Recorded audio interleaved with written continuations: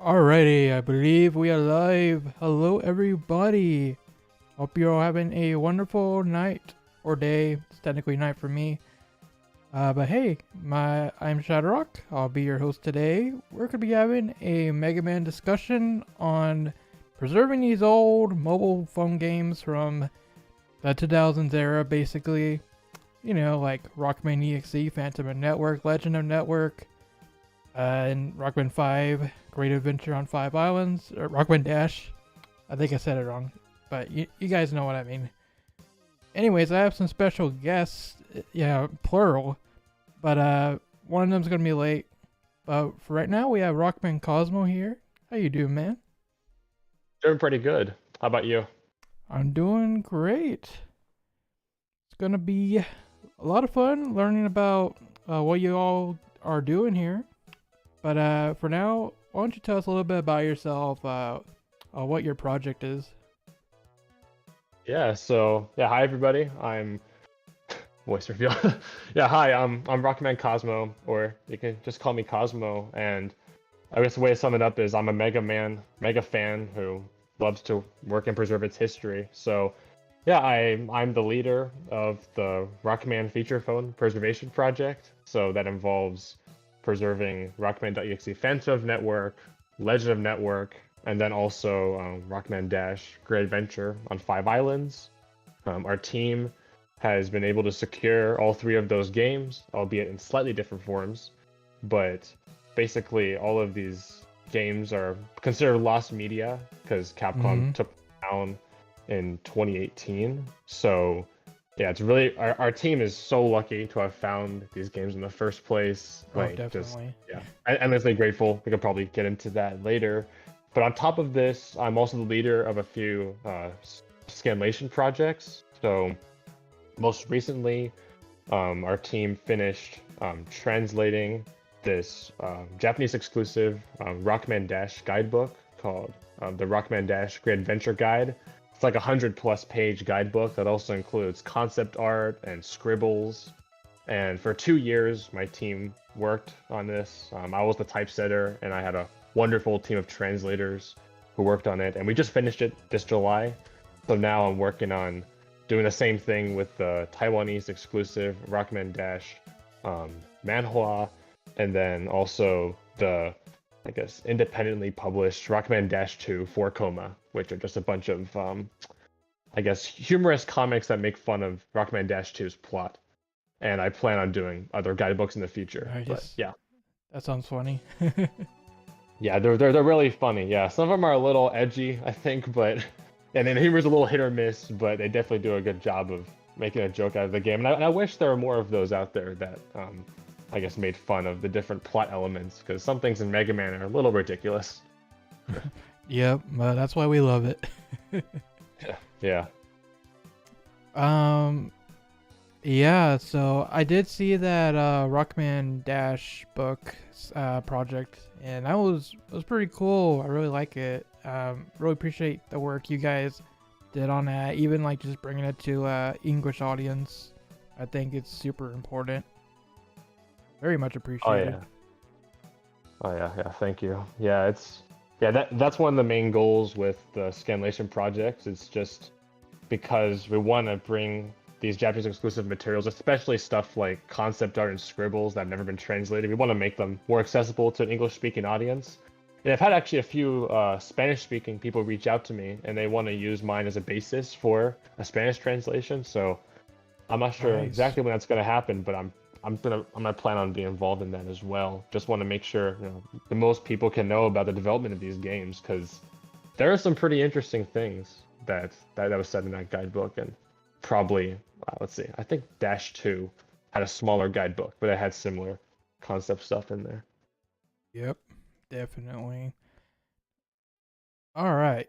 So I think to kind of understand kind of what we're talking about here, why don't we talk about the games themselves for a little bit here? So we have Rockman EXE, Phantom and Network, Legend of Network. We can start with that. What are those games like, and how did you come about acquiring them? Yeah, yeah. So Rockman.exe Phantom Network. I guess I'll start with that one. Yeah, that was released in 2004 for AU devices. So AU, Docomo, SoftBank, these are all Japanese phone carriers, so kind of like a Verizon or AT&T in the US. Mm. And so they had different different internet networks. So the first ever internet network was actually Docomo's iMode, which was back in 1999. They started that. And then AU decided to compete with them and made something called Easy Web. So the first Phantom network was released in 2004 for AU devices on the Easy Web network. And then in 2009, it was released for Docomo devices. And yeah, if you look at the gameplay, as you can see here on the screen, it's almost like a carbon copy of the Game Boy games, save for the overworld. They had to compromise that. It's just a bunch of text boxes and images. But then once they get into the cyber world, like it's pretty much preserved, except it's from a top-down view. Yeah. But the battle system itself, we'll see if the gameplay gets to that. The battle system is almost it's completely intact. Like, let's see. Yeah, I thought Well, that was gotta get into impressive battle. that they kept the battle system intact for the most part. Yeah, it's There it absolutely is. insane. Yep. Oh, here we go. Yeah, so as you can see, it's pretty much exactly the same. I was able to see some gameplay from the phone that we acquired, and yeah, it seems just as snappy as the Game Boy games. You got the folders, you even got like different chips here as well. I think you got maybe an exclusive chip here, maybe, but yeah, it retains a lot of the same chips. Like you can see the starter chip there. So yeah, that's one of the things that it retains. And then it also retains some of the other navis and characters, but there are also some original characters here. Yep. So, like, let's see. We have Hatman, and yeah, Hatman.exe is a. I is like a new what was his name? Rideman? Oh yeah. I think that's in Legend of Network. Yeah. Yeah. Let's see. We got Jamming Man, and also the interesting thing about this game was this is in Rockman.exe Beast Plus, the final anime season for Rockman.exe. Elements from this game were implemented into it. So the final boss of this game and Jamming Man, like they're all incorporated into the anime, but they have different roles. Like the anime has some different stuff that they can do with them, including this one trippy episode that's like towards the end that involves Jamming Man. Oh, that's really cool. But yeah, but yeah, so yeah, it's interesting they incorporate this game. Unfortunately, Legend of Network came out after the anime concluded, so we don't have that on there. But yeah, so we got some original anime. Original navis. We have an original story. If you look on the Mega Man wiki, there's actually a good outline of the story. I think it has to do with cache data, and it's kind of hard to really know what's going on in the story because the script hasn't been translated yet. I think it's online somewhere. But yeah, it's just this new bad guy named Cash, and you kind of gotta go after him and fight Cash versions of previous bosses. So that's their excuse for bringing back like Woodman.exe and Shadow Man. Like those are just cache data that they just brought back. And the cool thing about Phantom Network is on the AU version, not the Docomo version, they had an exclusive. It's like simulated PvP. It was called Battler's Tower. Oh. And in it, you face 10 opponents in a row with the same folder. And I guess the more you win, the more you go up in rank. And they upload your scores to the internet, and you get to compare them against different players. Oh, so it's like the precursor to Legacy Collection's ranked mode. Exactly. Yeah. When I saw the Legacy Collection trailer, that was like the first thing I thought of. Like, man, they're really digging deep with this reference to Phantom Network. But that's cool. They also had a time attack boss mode, so you can fight all the bosses in the game in a time attack format. But yeah, that was Battler's Tower. And the version that our team secured, which is the Docomo version, does not come with this, unfortunately. And I'm not sure it would work anyways, since it required a network connection. So that's too bad. Unfortunately, it's still lost history. But who knows, we might... some guy might pop up somewhere saying, oh, I have the AU version with Battler's Tower. Or something like that. Oh man, fingers crossed. Yeah. But yeah, currently that's like a weird little side spin-off game of a spin-off game that that has not been preserved yet. Yeah, But we're still on the lookout. it's worth pointing out that I'm not playing this right now. This is from this YouTube user that graciously uploaded gameplay of this. So right now it's very hard to actually get your hands on this game, let alone play it. So grateful for people actually uploading footage. Oh man, I thought you were playing the whole time. Man, I wish. You I want to it. play this game. But yeah, that's what this project's Yeah. about. That's the ultimate goal, right? Oh, definitely. Yeah, because like, I mean, yeah, you could say we're in like whatever legally dubious territory, but like it just seems like a lot of these types of games, once they're delisted, the publishers don't really seem they don't seem very interested in putting this out again. And I do see like some people like not with the Mega Man games, but with the other ones like what Before Crisis Final Fantasy VII, for example, where they kind of hand wave it off as oh, it was on a flip phone, it's not, it's just a flip phone game. But as you'll see, like when Naya comes on in like I don't know 20 minutes, he'll probably talk a little bit about Final Fantasy VII Before Crisis and just kind of give us idea into these feature phone games are way more in depth than simply just being a mobile game. Like I think some of them are more Yeah. sophisticated than current smartphone games, just the amount of content that they attempted Like, to pack into this. even just looking at Phantom Network, like it's basically a full-fledged battle network game. Just not as high of a visual budget, I guess, but still very cool. Oh yeah, one more thing I forgot to mention for Phantom Network, and then because I'll get into Legend Network after this, is they had different chapters. Like it wasn't like the whole game was released at once. They had quite a few chapters, so they each had 8, and I think they were released on a let's see, I forget if it was a bi-weekly basis. It might have been a monthly basis. But basically, you would subscribe to Capcom Party's service on AU devices um, or on the Docomo network, and then like with that subscription, you'd be able to download a new chapter, and it would all fit on one phone too. It wasn't like oh too many chapters, you got to uninstall a previous one. No, it's still possible to find a phone with all the chapters, and luckily the Docomo phone that we did find has all the chapters on there. So that's another crazy stroke of luck that I mean, just grateful for. Can't believe it actually happened still to this day. Mm-hmm. It's crazy. Yeah, so I guess next I'll get into Legend of Network. That one was released 2 years later in 2006 for AU devices, and then 2009 for Docomo devices.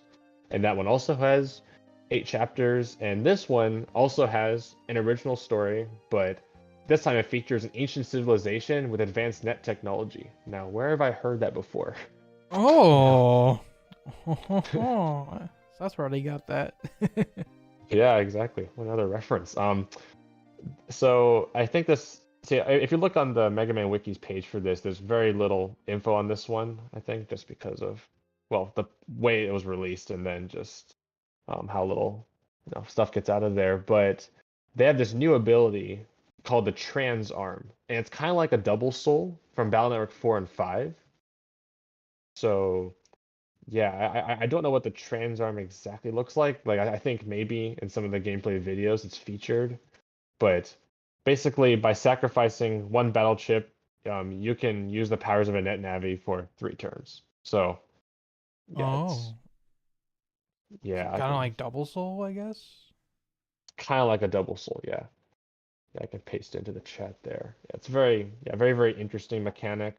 It's hard to find footage of it, but yeah. They also have 4 new characters. They got this girl named Sheris who looks suspiciously like Luna from the Star Force series, but in the art book they say she's not. So I guess just very similar. Maybe a descendant. I don't know. Yeah, But maybe. but yeah, so she's a member of this ancient civilization. Uh, what is it called? The Antemplan civilization. I'm probably butchering that name, but yeah, the whole thing deals with her being from there, and she has a net navi named Rideman. And Rideman, I think I saw someone in the chat mention it earlier. Um, it's like a cowboy, looks like a cowboy, but then he also has Yeah. an alternate form called Reverse Ride Man, where he just turns into a horse. So yeah, That's kind of cool. freaky. But yeah, I wish this was in the anime. Like this is such anime material, you And know? where's Cowboy Man, dude? Come on. Exactly. Yeah, I know. Cowboy Man, we need him. Yeah, and then there's this guy named Nobody. That's actually his name, Nobody. Um, yeah, no Oh, one oh really no. knows. Yeah, no one knows much about him. Like I think that's what he's. I think in the wiki or even in the art book, they just say I doesn't know much, but he's one of two survivors of that ancient net battle civilization. And basically, like I think he infects like Man and makes him into a horse or something. He does something like that, and that ties into another big boss in the game, which is called a Trojan horse, and it's literally a Trojan horse. Yeah, I Um, love that. yeah, it's from a remnant. It's from a remnant of that ancient civilization. But yeah, I like Legend of Network a lot just because of like it doesn't really feature too many returning navis or characters. It's really involved in its own story, and it almost seems like you could just make this Battle Network, I don't know, 6.5. I'm actually not sure where this takes place in the timeline. Maybe uh, depending on what PET he uses. I think I it. don't know. I think it's like 5.5. Legend of Network anyway. I think Phantom Network's supposed to be like 4.5. Wait, there's already a 4.5. Oh, But anyway, yeah, yeah, I think that's the gist. I could be wrong though. yeah. I see someone in the chat. Leo Alex 50 says, "What AU phones might have Rockman EXE Phantom Network and Legend of Network?" That's a really, really good question. And unfortunately, I don't have a good answer for that. I don't think the demos for these phones are preloaded on any of them. So yeah, unfortunately, I don't know like if it was preloaded on any models, but it's certainly possible that they have a compatibility list with the amount of Phantom Network works on these lists of AU phones, and that's probably out there somewhere. But unfortunately, I don't think this was preloaded on AU phones. Before Crisis was preloaded on a certain AU phone, but yeah, not these games, unfortunately. Capcom did have demos, but it's yeah, they're kind of stingy with them. Like recently, I ordered this phone from Japan, F11C, a Docomo phone, and it had a Rockman 1 demo on it. And the Docomo demos don't require a SIM card to work. But the problem is when I tried activating the Rockman 1 demo, it asked for internet connection. So I don't know why Capcom wants internet connection for Rockman 1 demo, but yeah, it was unplayable. But the Street Fighter 2 demo on the same phone didn't require an internet connection. So yeah, Street a little Fighter weird 2 on there. a phone. Oof. Oh, it sucks. Yeah, it's so. I mean, I don't think it's that bad, but I don't play much Street Fighter myself. But Naoya says it's god awful. They do have one dedicated number key dedicated to a Hadouken. So if you just spam the 9 key, you're gonna win all of the battles because just gonna spam Hadoukens. Let's see. Um, RK says, could you explain the arms the trans arm? Yeah. So if you had missed that, yeah, the trans arm is something that's only exclusive in Legend Network. It's similar to a double soul or a soul unison. Um, and so basically, you guys sacrifice a battle chip, and then his arm, not his whole body, his arm basically changes into something that summons the powers of a net navi, and you can only use it for 3 turns. And looks like the wiki. Oh, nice. The wiki has lists of them here too. So you got Thunder Arm from Thunder Man. You got Aqua Arm from Aquaman. Tomahawk Arm, Search Arm, Blues Arm, and then Flame Arm. I did not know you could get something from Blues, This but almost feels like yeah, another precursor to Star Force with the changing arms. exactly. Yeah. Who knows? I mean, they might have gotten some inspiration from this Maybe. based on Hello. time period. Hello Oh, there. is Naya? You're Hi, here? it's me. Yeah, I'm here. Oh, awesome. Yeah. So yeah, go ahead. Introduce yourself. We got another Yeah, member introduce of our yourself. team. My name is Naoya Shinota. I am involved with the Before Crisis Final Fantasy VII Preservation Project, as well as I provide additional help as much as possible with the Rockman preservation project, and yeah. Awesome. Oh, so we were just talking about Phantom and Network and Legend and Network, kind of like what the game's like and how you guys ended up acquiring it. For the acquiring part, that would be all Rockman's Cosmos' part. Yeah, I was just in the middle of talking about Legend of Network, and I guess I could talk about Five Islands, and then is that right? If after I talk about Five Islands, I can get into how we secure it. Sure. Yeah. You want to get into that now? Yeah, I'll do that. I think All right. I'm exhausted. The other one. Also, can you guys hear me? Just want to make sure you guys can hear me, right? Oh, give me a moment. I gotta take this. Yes. Yeah, I can hear you, and looks like everyone. Yep, and everyone in the chat can hear you as well. Yeah, we're live. Oh, that's right. There is a chat. I forgot about that. Yeah, I can send you the link actually. Alrighty, so here's the deal, folks. I discussed this with y'all before the stream, but it's time. I gotta pick up back from work. So what we're gonna do is I gotta dip for like 30 minutes ish. In the meantime, those of you in chat, please ask these two wonderful people all of your questions about preservation, the games, anything on your mind. I'm sure they'll love to talk about it with you. So yeah, we can talk about this forever. Like it doesn't even have to be Rockman related. Like Naoya knows a lot about the Lost flip phone game, Final Fantasy VII prequel. So yeah, he can talk about that. So yeah, we got plenty of material. Absolutely. And we're not gonna hijack your channel or anything. We're not gonna ruin your reputation. No, nothing like that. Yeah, I got a dip. It's gonna be like 30 minutes. That's just that's the commute time. So in the meantime, yeah. Or before crisis. Exactly. Yeah, ask them anything, and then they'll talk about what they want, and I'll be back. And then when I get back, we'll talk about Great Adventure on Five Islands. All right. Awesome. You guys got Flappy Bird. Flappy Bird does exist around somewhere on the internet. I know that. I'm gonna. My bad. I will say this. So for anyone who wants to preserve. All right. See ya. Oh, bye. All right. Anyone who wants. So I can tell there's still a lot of people wanting to preserve the iOS games, which is good to hear. So from what I've noticed is that iOS games, if you've purchased it, you can still technically download it. From my experience, like I'm still able to download Flappy Birds, but some games they're like the 30. I could be wrong about this. They're like a 32-bit game, and basically, if you've purchased it in the past, you can still download it on a compatible iDevice. So it's possible. Yeah. It is possible. Let's see.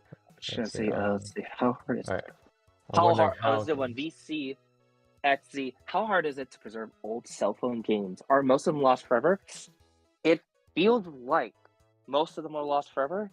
However, there are just times when, out of nowhere, some people will tag me and go like, "Oh, hey, look, there's Before Crisis. Oh, look, there's a Rockman game."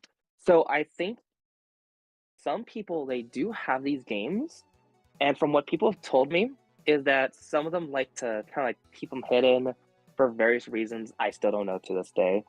And yeah, you want to weigh in on that, Rockman? Yeah.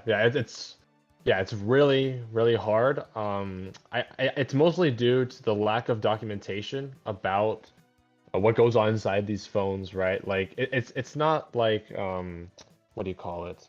It's not like, for example, I don't know, NES game, right, where you got one console and you can work your way around this console. This is like across hundreds upon hundreds of phones. They all got different chips. They all have different, well, some have a different architecture. So it's very, very hard, just because like you might find a way to extract a game on a certain phone. Like there are certain AU phones that can be dumped, but the only problem is just like, you know, what works from one model is not going to work for another model. And then also, let's see. Oh yeah, Trez. Yeah, exactly. Yeah, what you just said there. Yeah, encryption. Yeah, that's that's another problem that I'll get into. But I think we can tie into this. I saw some questions here.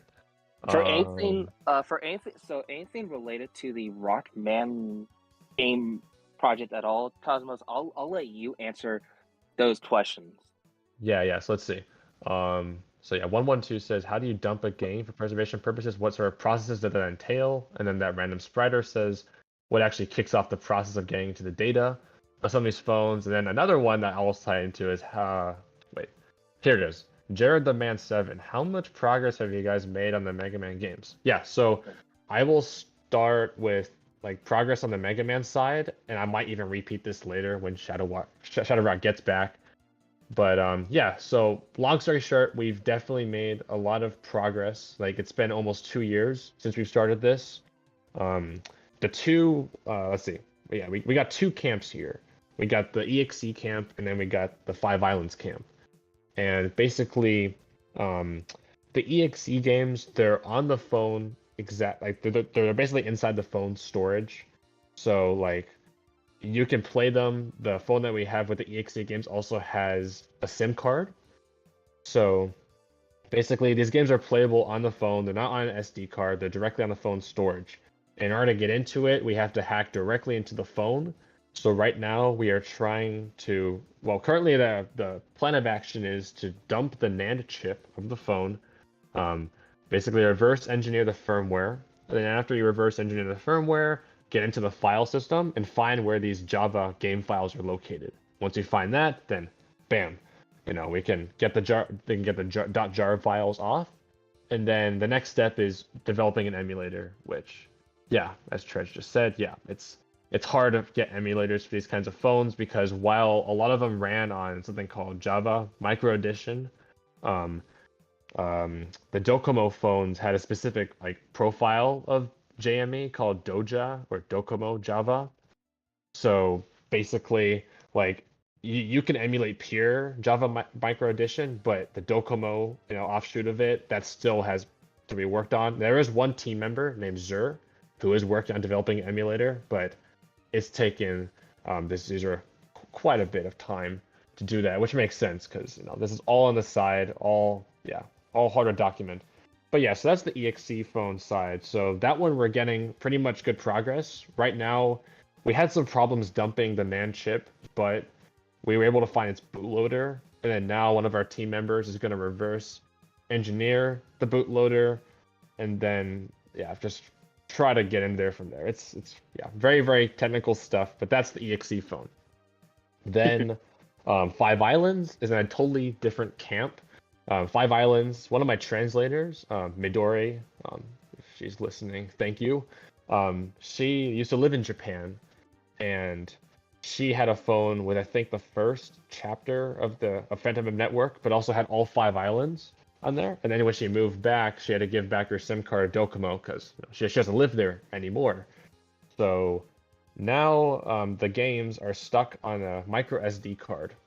And the micro SD card has all 5 islands, but the problem is we can't play them on the phone because we don't have a SIM card.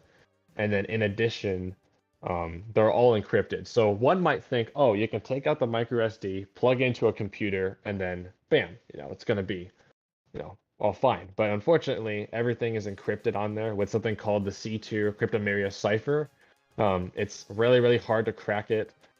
Actually, last year I contacted 2 professors who authored a study on how to crack these things. And basically you need to have the encrypted data, an S box or a substitution box, and then these device-specific encryption keys.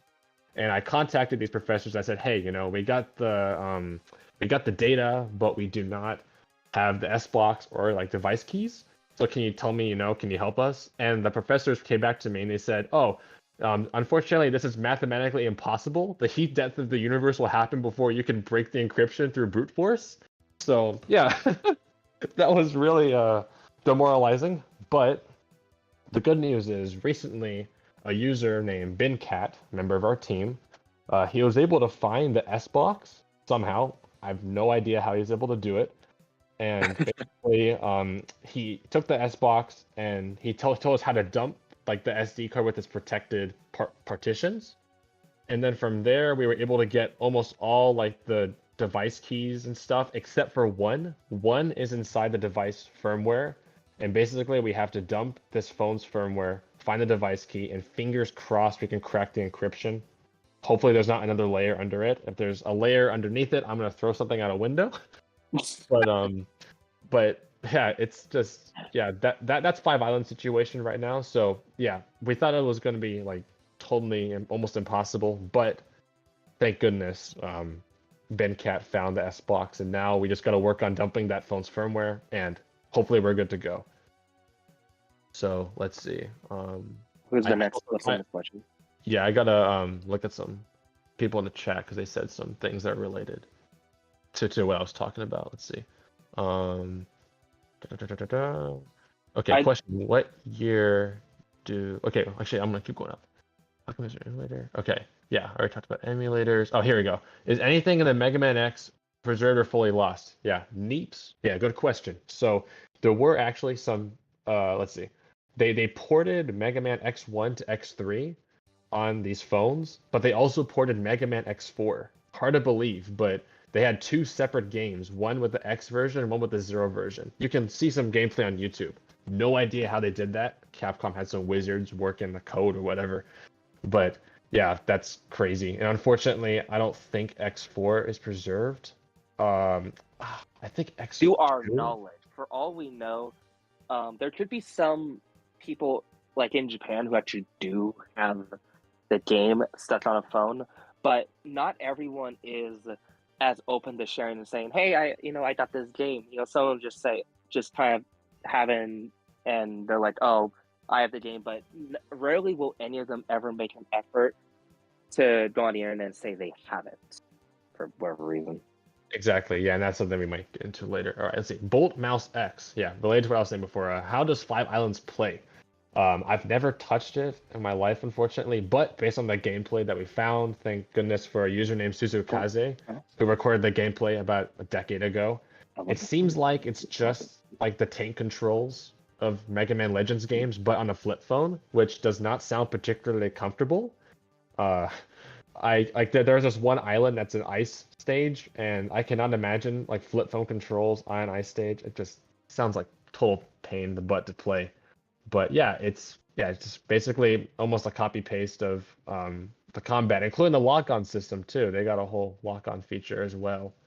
Are you answering Bolt Mouse X's question on the how will we be able to re-download a game even if the online server is shut down? Not yet. Yeah, you can actually answer that one. Go ahead and answer that one. Yeah. Okay. So these Rockman games we're talking about specifically, correct me if I'm wrong here, Rockman. They were on Docomo's IMO network and AU's Easy Web service.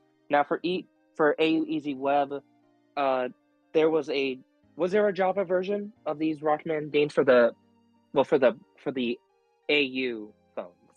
For the Java no, so they were only the Brew. Yeah, and also for the listeners who are confused, Brew is a different platform that these games run on. Now, most of them run on Java, but there's something called Brew, and that is a little bit different. I think, long story short, it has more capabilities than Java, but it's a bit more closed off. But yeah. I will say this. I'm gonna answer the question. So as far as I know, what is it?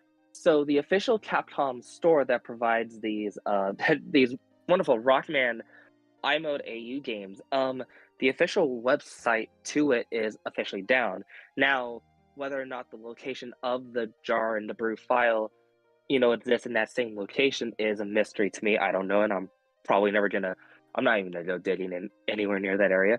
However, I'm not sure if one can even download it. So far, wait, one person I believe on the internet did state that they weren't able to download additional data, even though they had the Rockman game and they had 3G network. So even the demo and all the other Rockman data, the servers, basically they're down. There is no way to download them unless somehow out of nowhere Capcom says, "Hey, if you still have iMode and AU, you can download it." But other than that, sadly at this moment, there is no way to download it unless someone gets their hands on these jar brew files and makes their own server for people to download. And then Capcom ninjas come in and say, "No, you can't do that." Yeah, yeah, that's it's just And yeah, so yeah, really, really, really unfortunate stuff. and then Let's the next one, Shadow Dragon 123. I think we answered this one. How come there isn't an emulator for these phone games yet? We got emulators for just about every other console. Yeah, you'd think. I'll let you you want to handle this question, Cosmos? Yeah, I think I pretty much answered it, but just like actually there are certain like let's see. I'm gonna try to put this simply. So, no, Let's no, see. sorry. I'll let you There answer. is something called J2ME loader, which basically can emulate like regular like this base Java micro edition games, like not this Docomo platform or whatever, just like raw games, right? And there's some freeware out there that runs on it, and it also can run AU's Java games. Like AU used to use like Java as its platform, but then switched over to Brew. But basically, SoftBank had its own games on its own network, and those ones are pure JME, like not really any kind of profile stuff on there. So DLDC, yeah, that's what AU Easy Web J and SoftBank games are essentially. They're just CLDC. Sorry, MIDP. Sorry to interrupt you, Rockman. oh yeah, no worries. Yeah, so that's what that emulator. It does exist basically, but there are very very few games for that because it's really hard to get SoftBank games because they require a 3G connection to run, which is unheard of. I don't know why they require a 3G connection to run. So yeah, it's very hard to get that. And then there's nothing for Doja games, which is what these Rockman games are on. You know, Docomo, Java. Yeah, one of our team members, as I said, is developing an emulator for it, but it's gonna take them a little bit. What else? Oh To yeah, and then well, also there's something called oh sorry. I'll say to really answer to answer the question to Shadow Dragon 2-3.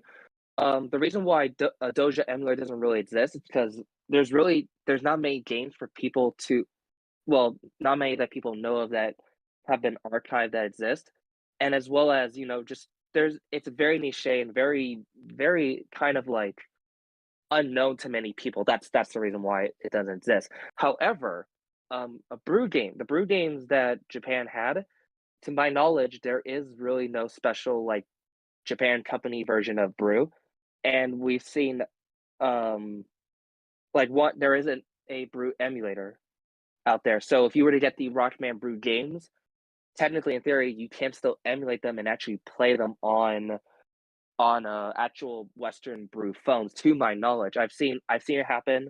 I've seen people dump brew games from a AU brew phone and actually play them on either a C7A1 from Casio, which is a brew phone, a Western brew phone, and the Melange brew emulator. And I believe the one for emulator worked. And also, so yeah, so the brew games, brew versions, they're emulatable if we get them. Doja, however, Doja and Star, it's gonna take a while to get that.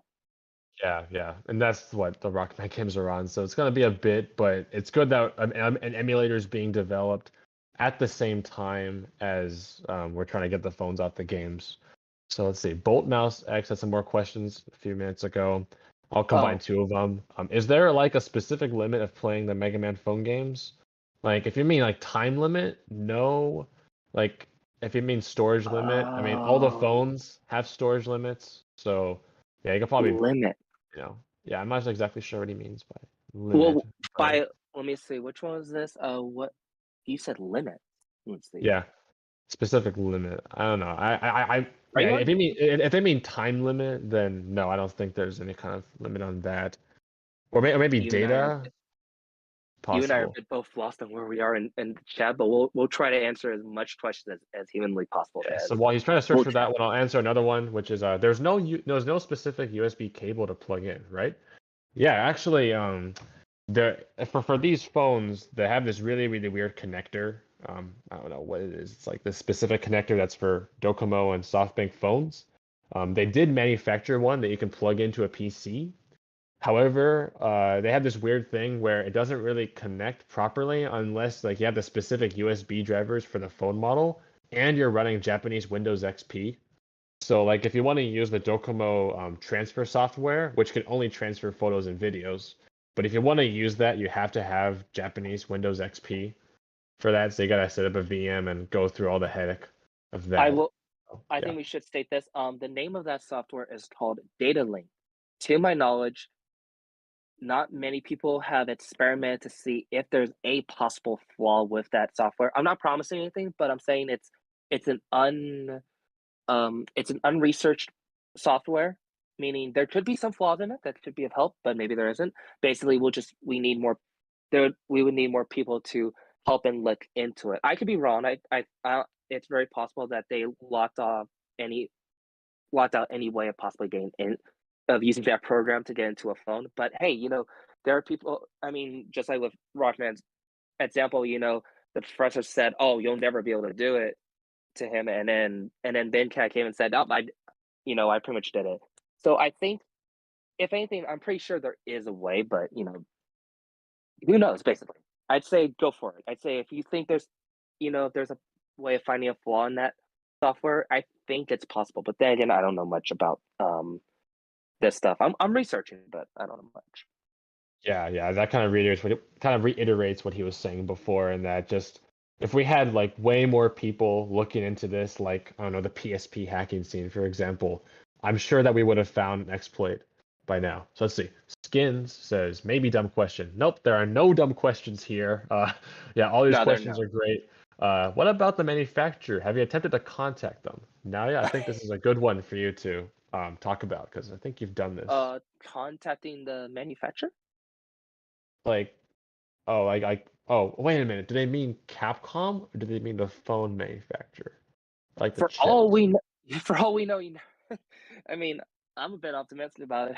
I'm more than when one day if I ever meet someone from Capcom, I'm willing to ask them, say, hey, those iMode games? I never got a chance to play them. Can I? I'll pay you. You never know until you ask. Yeah, let's see. Eric Solar. Translating the Spanish question. Oh yeah, there's a Spanish question. The Spanish question was from Eliud Isai Ramirez. I'm sorry if I mispronounced your name.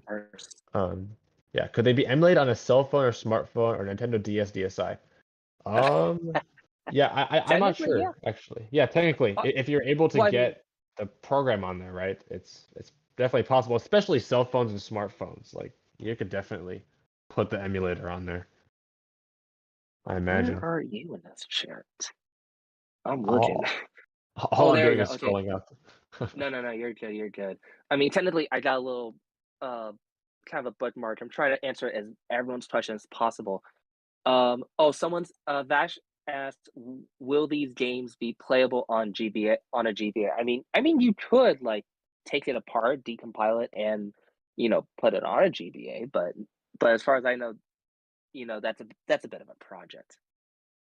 Oh yeah, here's a good one. Jared the Man 7 says, might be a long shot, but is there any way the community can help you guys with the preserving these games? Yeah. Ooh, that's good. Yeah, this is a very, very good question. And this is like, this is something that I've been trying to do for the past year.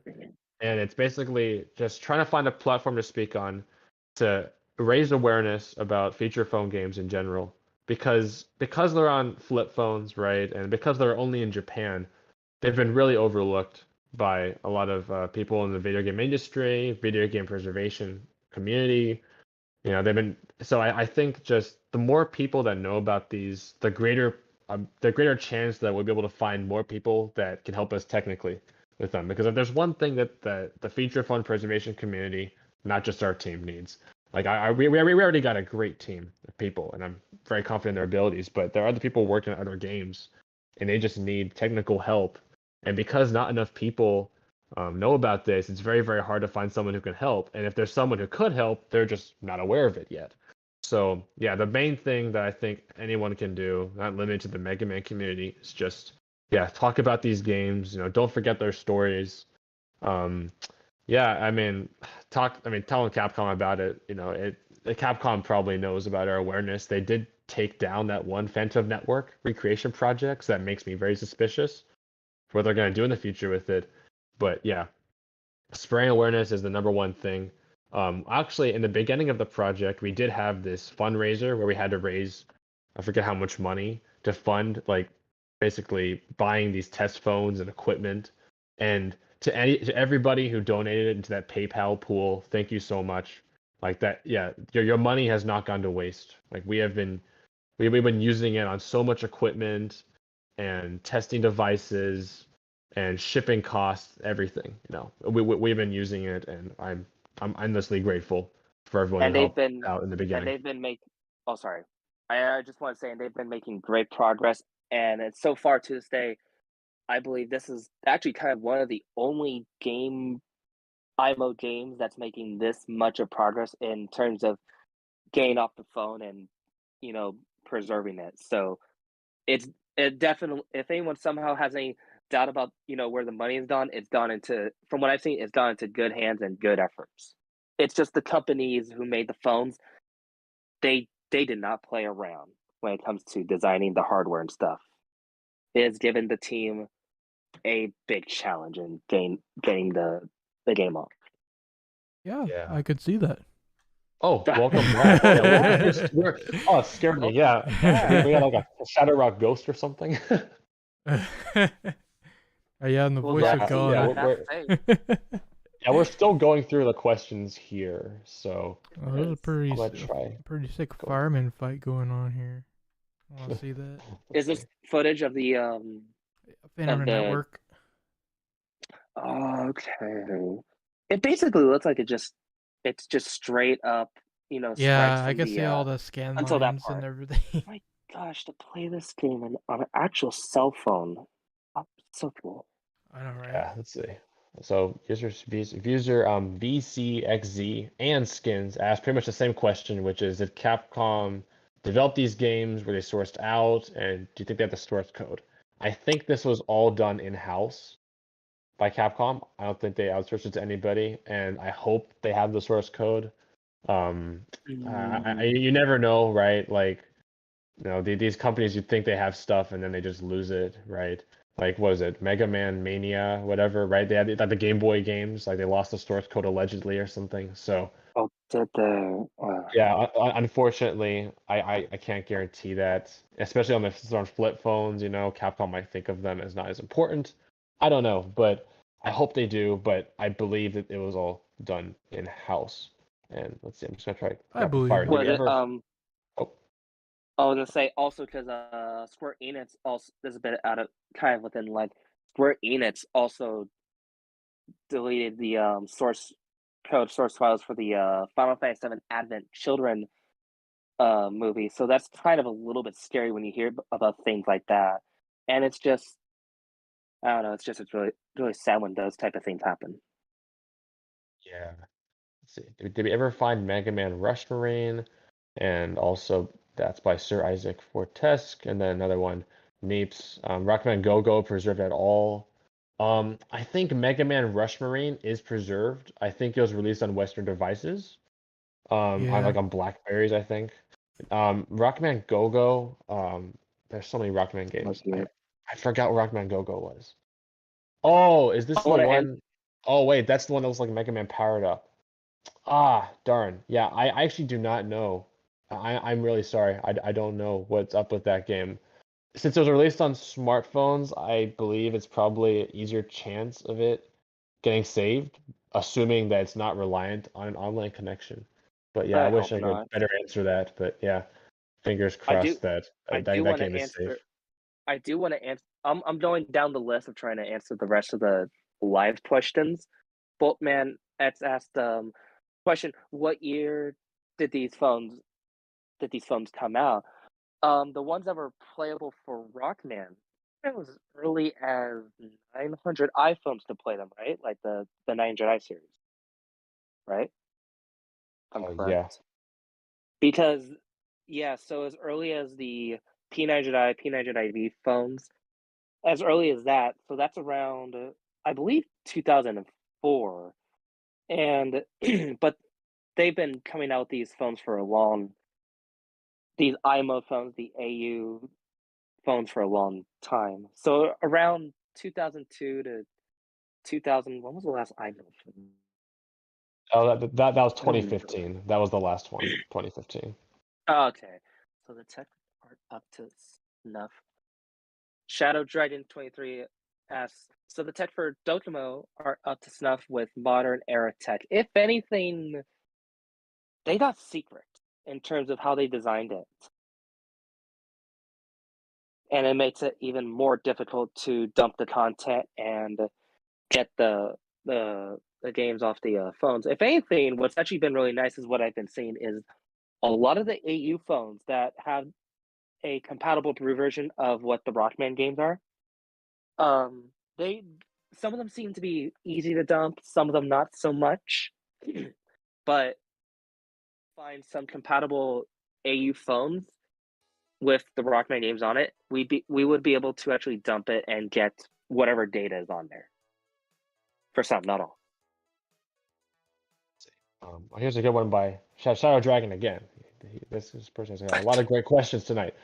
If Capcom got Mega Man games on the phone, what other games did they include on it? Yeah, so I guess this person's asking other like Capcom games that were on feature phones, and they actually, yeah, they're a big supporter of feature phone gaming. They actually had Ace Attorney, so it was like the Rockman games. It was like a downsized version of the Ace Attorney games. I think there are ports of them. Cool.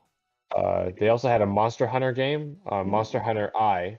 It was a port of Monster Hunter G, a Japanese-only game for the PS2. Yeah, that is pretty cool.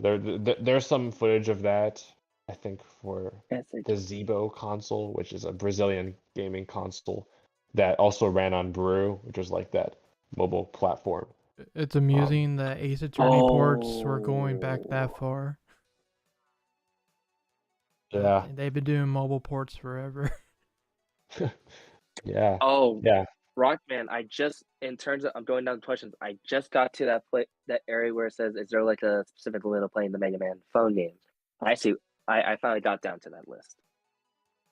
In terms of answering questions. I'm trying to answer everyone's questions as much as possible. Let's see. Oh yeah, 112. What is the most interesting game you think you've preserved thus far? Let's see. So the bad news is that like no paid Docomo games I think have ever been extracted, yet. So that stinks. But I think an interesting game that I've preserved or in the process of preserving, it just has to be these Rockman games. Like it's a boring answer, I know, but it's just so cool to see all of these features and it's just everything that happens inside these games. Just knowing that there's so much treasure that we haven't been able to touch yet. I think that's just so interesting. And then another interesting game that Naoya is preserving is Before Crisis, Final Fantasy VII.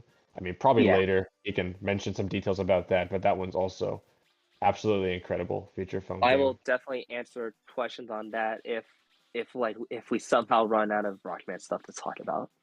Well, we'll see. You guys. Oh yeah, no. Oh, okay, go ahead. Oh, no, you go. I'm just going down answering the questions and whatnot. Yeah. Since I'm back, whenever you're ready, we can talk a little bit about Great Adventure on Five Islands. Mm-hmm. Yeah, sounds good. We will. Yeah, we will we get back to. Let's see. I think there's one good question. Let's see. I do recall. Where was it? Yeah, for those who are curious, the Sonic. I'm seeing here. I do recall a Sonic Unleashed phone game. Yeah, and actually, someone leaked the source code to that actual Java port, so it's on Web Archive. So if you want to go and play with that and modify it to your own being, go for it. Let's see. Okay. I just had to throw that out there. How does one play on a Docomo phone? Yeah, so like if you're talking about demos on the Docomo phones don't require a SIM card.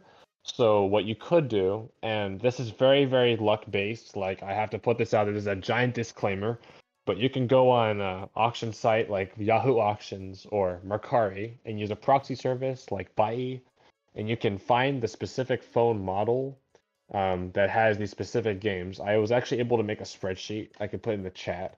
The spreadsheet has a list of every single pre-installed game on every single Docomo phone. And if you just want to look in there like, oh, I want to play Ace Attorney demo, for example, you can order that specific phone model, and you have to cross your fingers that the owner did not delete the game on there.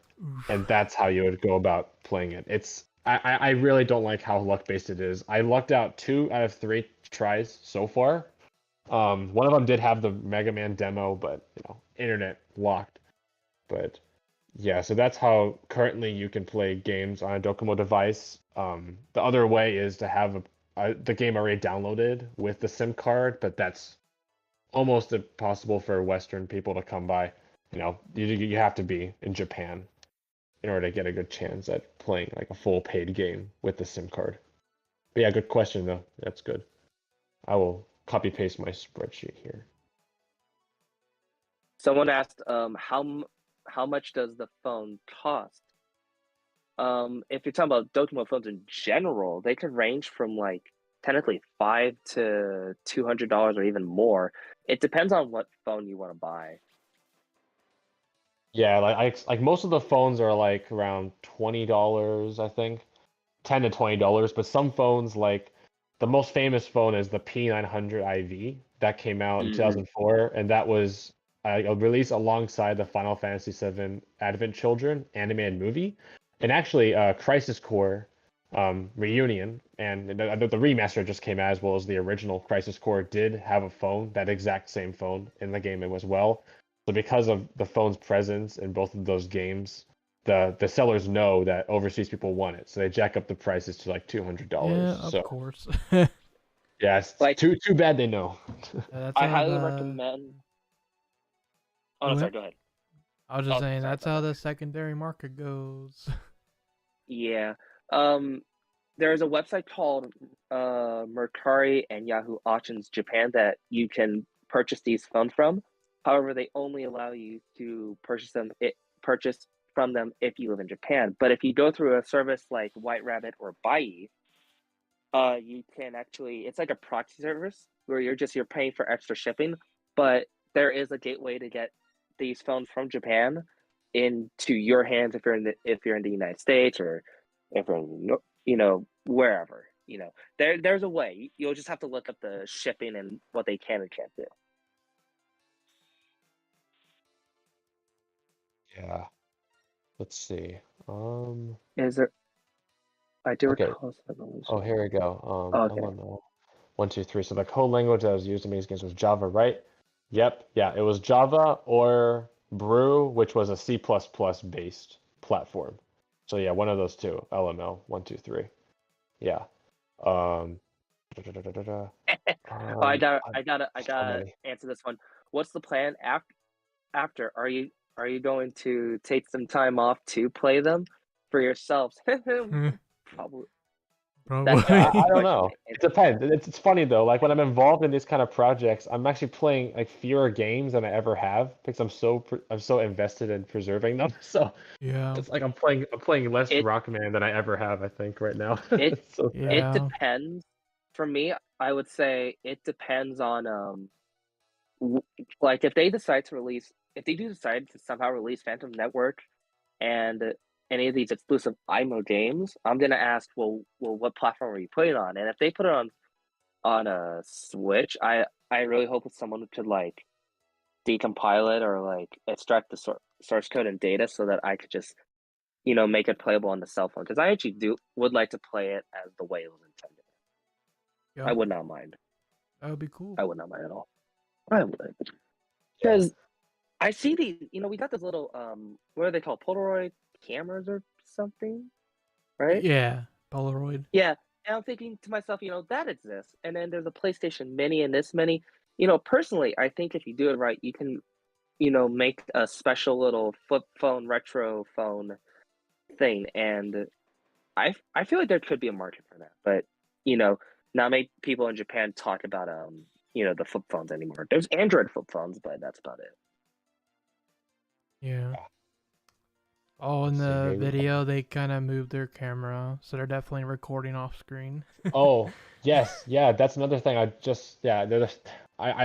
Thank you everybody for your questions so far. I love that I can't keep track of it because that means that everyone's so curious. I swear somebody asked about recording on there. I want to find the Shinra, I name. guess. Yeah, I gotta find. Someone asked about. For well, with the way these games are, and with the way these games are, the way the technology is designed for Duckmo, with how much interest people have in preserving games, and as well as how much data is, you know, is out there. You know, it's scarce. It's gonna take us a long time to get it. Basically, it's gonna take us years before we even are able to obtain our goal. So we're probably gonna be busy for who knows how long. It mainly depends on the efforts of everyone. Mm-hmm. Yeah, so someone asked about like recording footage for this. There's so many messages that I cannot find the person who asked this, so I'm so sorry that I cannot say your I name. think it was But Lucina, that random spreader. oh, okay, yeah, that random spreader. Yeah, thank you for that question. That's actually a really good one. So these phones, some of them had AV out. So for example, the P900 IV, I believe, had AV out where you could just plug it, via that old composite and output some video. But other phones actually had HDMI out. So like I think it was mini HDMI, and you could put that Yes. into an external display. However, there are some stipulations that come along with this. It appears that only Sharp devices let you record iApply, or I guess like the games, because Fujitsu phones and Panasonic phones that have this HDMI out, they only let you like display your photos or videos or music, which is sad because like I got this Fujitsu phone recently and it had HDMI out and I was so excited to try to put the demos on my big screen, but nope. Unfortunately, the Fujitsu phones only let you do videos and photos. So yeah, it's too bad. But luckily, here's the good thing: our Rockman games, the Rockman.exe Phantom Network, Legend Network, our copies are on a Sharp phone, which means that we can do direct feed gameplay. And one time Yeah. on a stream on our Discord server, private channel, but we had a stream and our correspondent was able to put the games like a direct capture, and they look beautiful. Like right now, what you're seeing is someone taking a video of a phone, a really good video of a phone. Like I don't know how they're keeping the phone so still. Like trying to record gameplay on this stuff is so hard. I know, But right? like once you see direct feed gameplay, it's just mwah, it's beautiful. So Yeah, and this yeah, is like the only playthrough I could find on YouTube right now. I remember years ago, I think his name was Mega Coco Rock. He uploaded basically direct feed gameplay, I believe, of Phantom Network, Legend and Network. But then it all got taken down one day. So that's a shame. Yeah. yeah. That's too bad. Yeah. That Rams Pro says, yeah, it would be incredible trying to preserve the sprites. Yeah.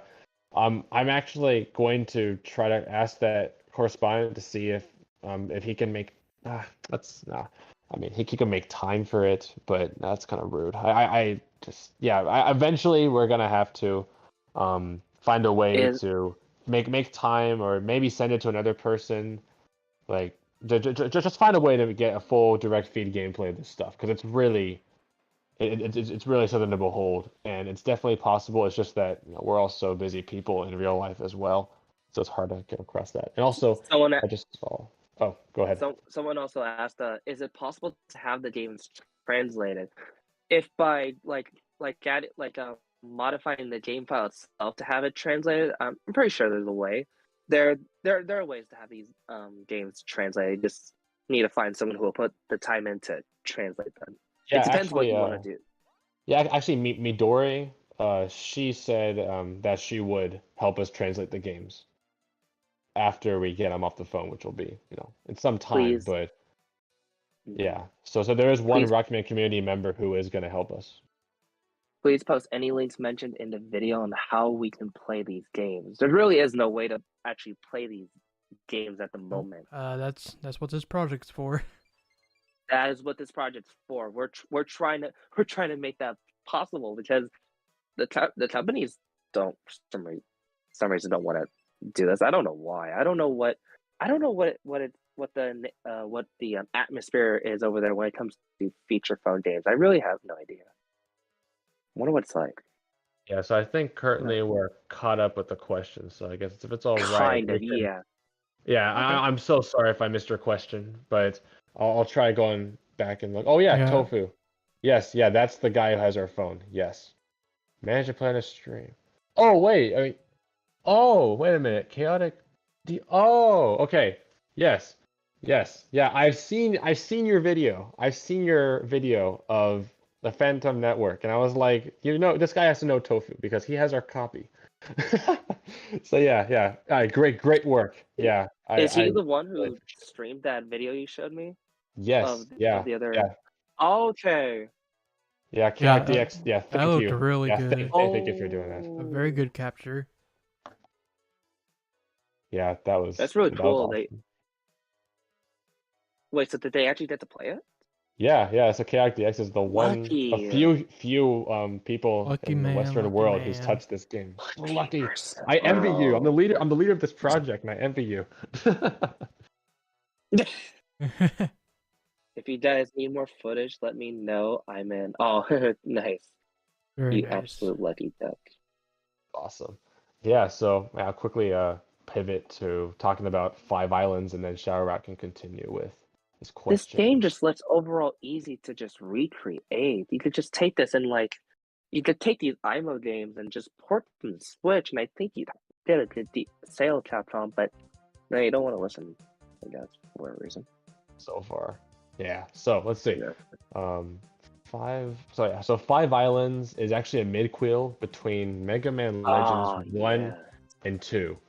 And basically, Mega Man, Volnut, and his friends, they explore 5 different islands to uncover the secrets of these islands. And yeah, there are 5 different chapters. One for one. Oh yeah, there's a Five Islands gameplay. Yeah, Yep. thank you, Stu There you 2000. go. Thank you, Get Me Yes. Off the Moon. They've been incredible with the coverage on this game. Yeah, there's Chomp. I see Chomp Zero in the chat. Yeah, he's a legend. Oh, yeah. Well, Yes. Cosmos, Yeah. what was by any chance, do you know what phone that they're using to play the game of this exact footage by any chance? Unfortunately, I don't. The person who recorded about a decade ago, and I've tried my very best to contact them. Like, even Chomp's tried doing it through Facebook. Unfortunately, he's disappeared off the face of Terra. So it's not in the description or anything. Yeah. The videos that these were originally on have been taken down and deleted because of YouTube's policy, I think, on privated or unlisted videos. So yeah, they're gone. But luckily, some great people in the Mega Man Legend Station server saved some of them. So yeah, let's see. So Mega Man Volna and his friends explore a bunch of islands. As you can see, the graphics. Oli Soul says, "Yeah, the Five Islands game." Yes, that's the one we have. It's on SD card. So as you can see, the graphics are very, very similar to Legends. Like they got the different textures for the faces. You got different kinds of you got different expressions, animations, and the gameplay, as I mentioned before, is almost identical, I think, to the PlayStation games, just smaller. Yeah, just viewing feel. A little bit more jank, but what can you do? It's a phone game. And this is all on a cell phone. Keep that in mind. And there's still more. These are basically nearly full-fledged games, but on your cell phone. Yep. Yeah, like here we go. That's now we got some gameplay on the screen. The cool thing is like the final island has some reference to Elysium. Like it has an elevator, a broken elevator to Elysium. And I think that's just kind of a cool reference. Yeah. To that. But yeah, so that's basically what Five Islands is. It's just a little mini bite-sized Rockman Dash game. And yeah, that's the fact that this phone could handle something like this. Could you imagine? Yeah, and this is very similar to another lost Final Fantasy VII game, Deirdre Cerberus Lost Episode. If anyone knows that game, that was a so-so shooter for PS2, and they made like what was it? It's like a prequel to Deirdre Cerberus, and it's kind of like this. It plays very similar. Naoya was actually nice enough to give me a phone with the demo on there. I'm gonna try to work on recording some footage of that. But yeah, it plays just like this though. It's a little janky, but yeah, it looks just Yeah. the graphics are very similar. You know, Yeah, it looks like honestly, PlayStation like, 1 the graphics. fact it looks this good on a phone is really impressive. Yeah. What? So also, just throw this out there. The Docomo Star emulators, they're actually you can download them from Docomo's website, and they do still work on the modern platforms like Windows 7 stuff and Windows 10. And you don't need any special weird little signature, or just basically you could download, install, and actually still make your own Docomo Doja Star games if you were actually that mad enough to make them. But Brew, however, that's a little bit more tricky and a bit of a problem to make. So technically, one could actually, like, if they wanted to recreate something like this for Brew phone, you could. I'm just throwing it out there because I'm looking at this and it looks like it uses a lot of the assets from the PS1 game. Yeah, At least to I my wouldn't knowledge. doubt it. Yeah. So yeah, so that's Brew? 5 islands. So yeah, ShadowRock, if you want, you can continue with Oh yeah. what you were gonna ask us Sure. originally, or if Naoya wants to say something, you can go Alright, ahead. go ahead. Oh no, I want to hear Shadow. Okay, the other one I was asking is like, you want to talk about a little bit like how you ended up acquiring these games? Oh yeah, definitely. Rockman games, yeah. Let's see. Well, let's start from the very beginning. Yeah, it's been 2 years, but it's been 2 crazy years, so I'm trying to compile everything that's happened into a easily digestible story. Sure. But let's see. I think one of our team members knew this one user who posted about having the game on Twitter, I think, and I got in contact with them. Let's see, yeah, contact with them through Twitter, and then yeah, it was a really nice, kind Japanese fan who helped us have this game. We worked out how much we wanted to pay for the game. It ended up being $500 for indefinite rent. Once again, thank you to the whole Rockman community for funding this project and our first fundraiser. But so yeah, we paid that $500 for indefinite rent. One of our correspondents in Japan got the phone shipped to him. He almost missed like signing off on the package, so that was a little scary at first. He had to run to his apartment to get the package. But yeah, he had the phone. Phone worked.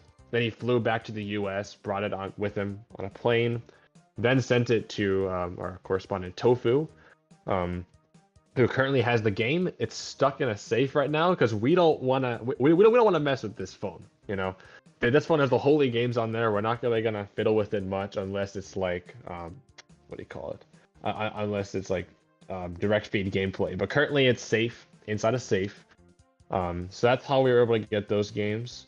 And then for 5 islands, one of my translators for my Grand Adventure Guide project, Midori, yeah, she had a phone with 5 islands when she used to live in Japan, and then she moved back, and she thought she lost the phone, but I asked her just once.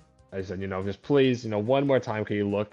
And in her old residence, she was able to find it and then sent it to Tofu again, and now Tofu has that in his safe as well. Wow, that's cool. So yeah, so that was an incredible stroke of luck. I never would have expected one of my. That's like a miracle. A miracle, yeah, because with all 5 islands, no less. Just I know, right? Yeah, boggles the mind. But yeah, that's how we were able to get these phones, and yeah, they're with us, yeah, to this day. Yeah, currently they're not really being touched that much. Most of the work is being done on test phones that are the same phone model as the phones of the games. But yeah. Yeah. Oh. I imagine you have to figure out the method before you go messing with the phones that actually have the games on there. Oh yeah. Yeah.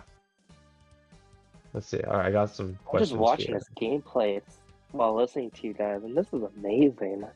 Yep, this is the dream. Something that doesn't matter. And it was so cheap to play these games. You just pay like $3 to $5 a month just to play these games, and you could play it kind of like whenever you want. That's all it costed. Yeah. Let's see. What did this one person said? Oh, aren't there Rockman slot machines with games on them that's been preserved? Yeah, actually, recently, I did. I was able to get a Rockman ability patch a slot machine. Was able to play it. It's a slot machine, all right, but it's really fun though because you just it's so random that you've Oh got so yeah, how many. is it? Yeah, so many different things coming on. Yeah, this is a little off track, but yeah, Rockman ability, really fun game. I believe there was someone who was trying to get like direct feed, or extracting the video and audio, but they're currently preoccupied with IRL stuff and they haven't gone back to it yet. But I think there have been some people who are working on it, and I'm sure that once enough focus is given into researching what goes on inside this patch a slot machine, I think it's definitely possible to get the audio and the video off of it. Yep. But yeah. Yeah. So I'm Jelly, first of all. Second of all, if you guys are interested, there is a Rockman Ability English translation project I was a part of. I actually edited the videos. It was Viper and I forget the name of the woman who translated it, but definitely check out Viper's channel. The English translation's on there, so you can check out all the major story chapters for yourself and see what the story's like. I think it's really cool. I wish Rockman Ability was an anime, to be honest. Yeah, just built to be one. I know, right? All the characters and the music. I mean, what a shame. I know, why right? do you have to relegate it to a slot machine? Capcom, why? Yeah. what does the Dojima phone do? I'm curious. I want to answer this question. It says, what does the Dojima phones have that the other phones don't in order to play these games? They seem to have more like a little bit more high-end chips, and just the way that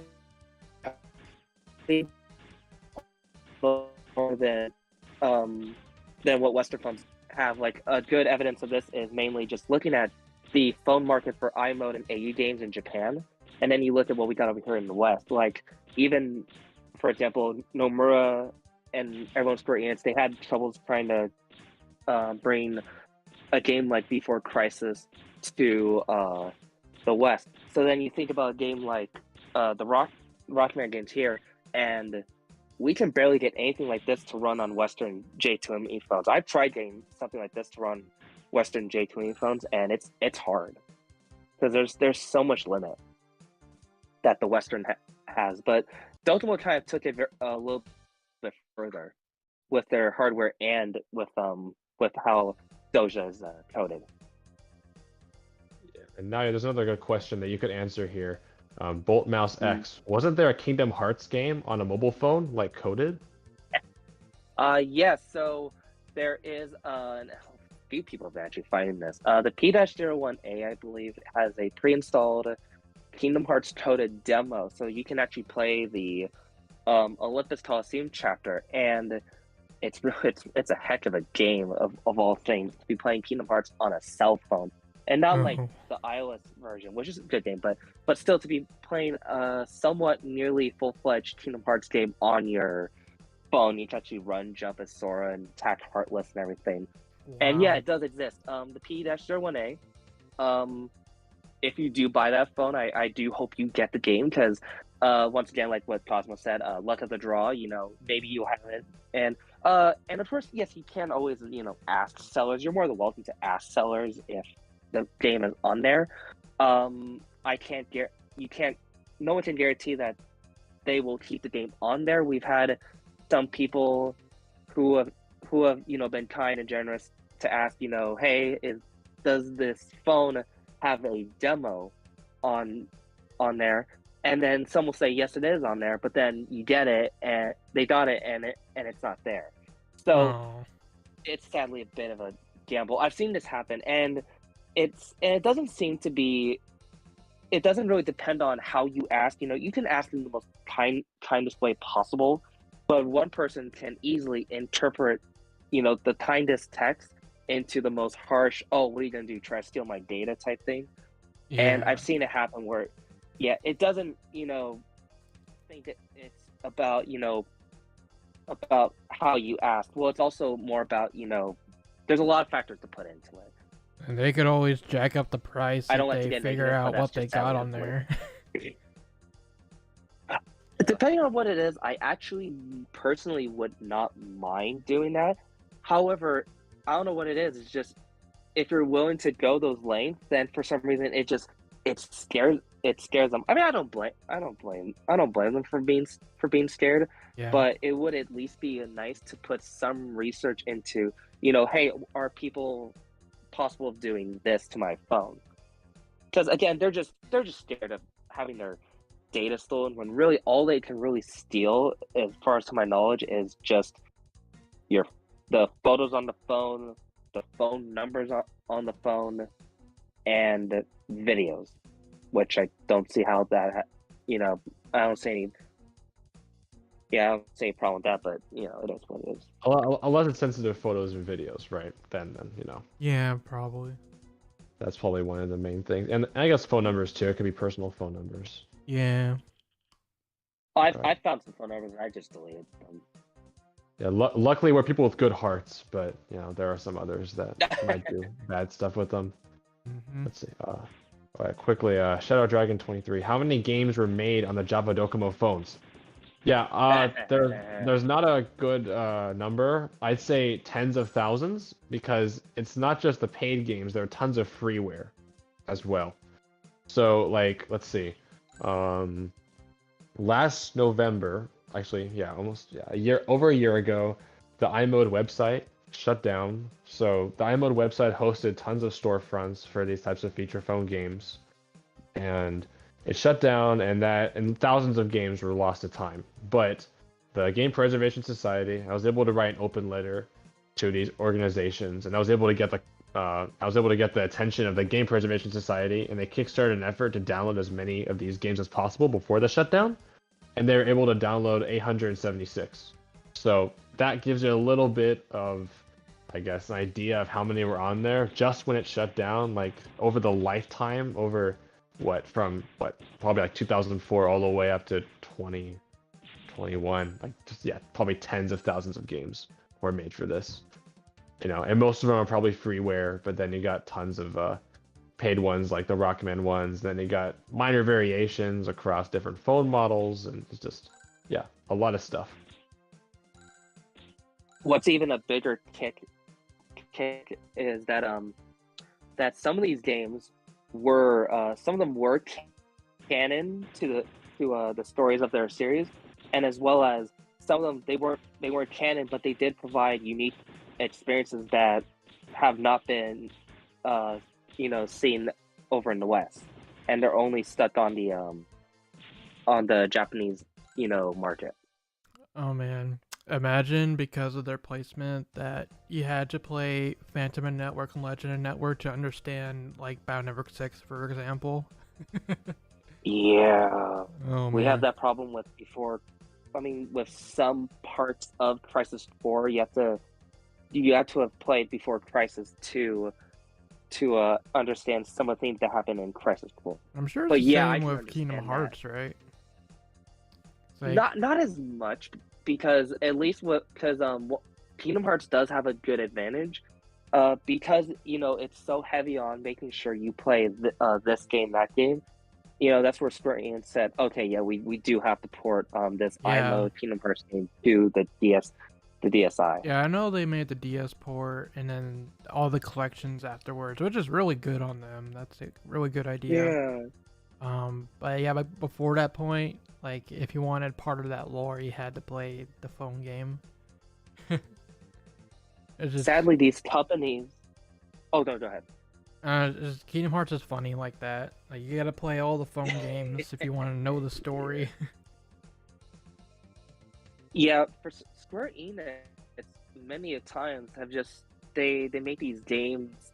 Like obviously, I believe their sole intention is let's just do Japan first, and then we'll do the rest of the world later. Which now they've realized, hey, we do, there's more than just Japan that loves our games, and they fall into this trap many times where they make it just exclusive for Japanese, and they thought to themselves, oh, well, Before Crisis works on our Japanese phones, maybe it works on our Western phones. Same with Kingdom Hearts Coded, and then they try to develop and they're like, oh, they can't. Let's see, Yeah. Kingdom Hearts games. The Gamer Joint did a video of the demo of Kingdom Hearts. Yes, he did. He did. The Como phone. Oh yeah. Mega Man Legends. What game is this? Mega Man Legends. Mega Man Legends on a flip phone. They were a little bit more. What is it? I will discuss about how they were able to get full games on a cell phone. What they did was so there's limitation of the jar files. So for example, Doja's Doja 3.5 is 100 kilobytes, but what it does is it writes data to the scratch pad. It's like a temporary space to hold data, and then let's say, yeah, the scratch pad is 400 kilobytes. A jar file can be for 3.5 Doja can be 100 kilobytes. However, and that's the max size. But what you could do is have it kind of stream data. So technically, in a way, you're kind of streaming a game onto your flip phone. And so that's how they're able to get games like Persona 3 Idis Mission. Yes, there was a game like that. I'm answering someone else's question at the same time. And other games like Monster Hunter. And that's how you're able to get these full-fledged games, but on your cell phone, even though you had limited storage. So that's one of the ways they did it. They did that with Brew, although I'm not as knowledgeable on Brew. I'm more knowledgeable on the coding environment for Doja and Star. Okay. So yeah, I think we exhausted so far the questions. So yeah, ShadowRock, if you were, because now that you're back, I know when you got back, we're in the middle of questions and things are going left and right. But now, if you wanted to continue with what you had planned for the interview, go All ahead. right. I have one question I wanted to hear your thoughts on, and that is, I believe last year, you guys know about the fan-made Phantom Network remake that got taken down by Capcom. What is your thoughts on that whole debacle? Yes, yeah, familiar with that. Can dodge well. Oh, do you want to go first, Cosmos? Oh yeah. I'm familiar about that. It's suspicious because like Capcom, Capcom really takes down fan recreations and whatever fan games and things like that. But for some reason, they took down the Phantom Network recreation, and it was a pretty good one too. It was very, very similar to the original, like the sprites and everything, and they just took it down out of nowhere. And I think Capcom doesn't take down things without good reason. So I'm suspicious that they're gonna do something with Phantom Network in the future. What it might be, no idea. It could be something to do with like Gmode Archives, which is like a little series published by this company called Gmode, where they they make Unity recreations of these flip phone games, and they put them on the Switch and now Steam. And recently they did a Shin Megami Tensei one, so they are now partnering with third parties. So it's possible that Capcom, could have said yes to it, and now they're just in the process of making a Unity recreation of Phantom Network. I hope they do, because that would make it way more accessible. As we can see now, they're not going to include it in the Legacy Collection, which is no surprise. I wasn't expecting any of that. But yeah, if you had to ask me what they're doing with these games right now, I think, at least for Phantom Network, they're probably working on something with Gmode. I'm pretty sure. Yeah, the Gmode is a good point. It is. I will say is that from what I've seen, and not just from Capcom, but from Nintendo and what everything, the glorious Nintendo.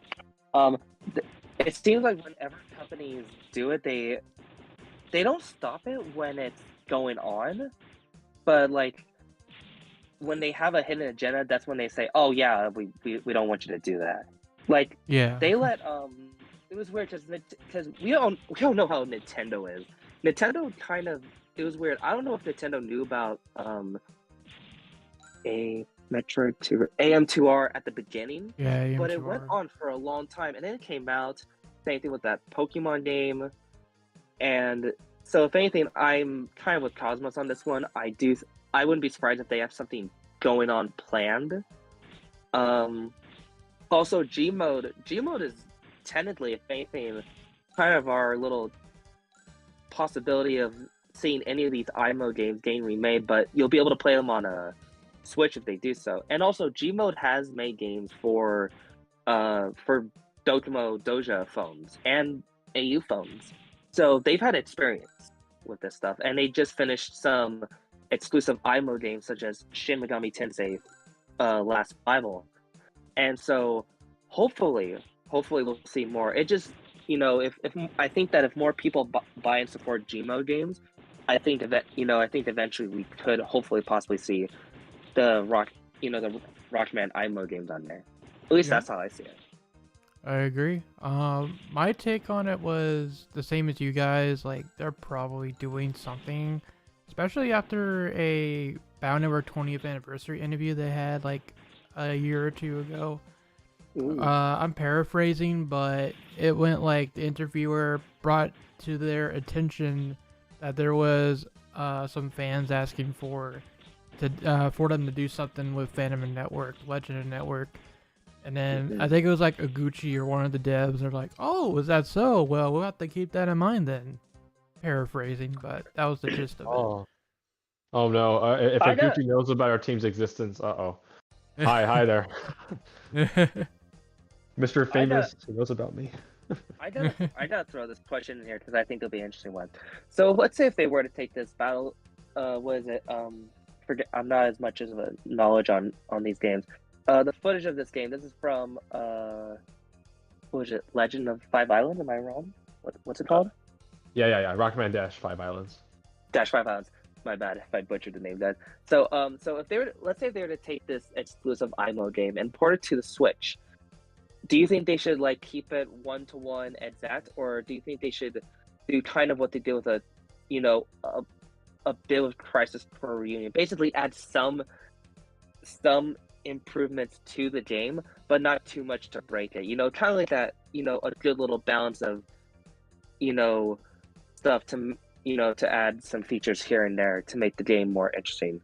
Would you rather see it a 1-to-1 port, or would you rather see them add, some special mechanics into it? Yeah, I don't know. Kind of a stickler for the original product. I mean, me too. Me being me. The original product seems fine. Just needs to be translated. Yeah, that's the main thing. Yeah, I would like it to be translated. Like, yeah, the original thing would be fine, but yeah, I mean, if there's one change, I'd want. It'd be cool to do a remake in the style of the GBA games, but it might be asking too much. Of course. Yeah, let's see. Oh yeah, Eric Soul. Yeah. Oh yeah, puts the thing in jeopardy. I don't know, because right now we're not, like, what we're doing right now.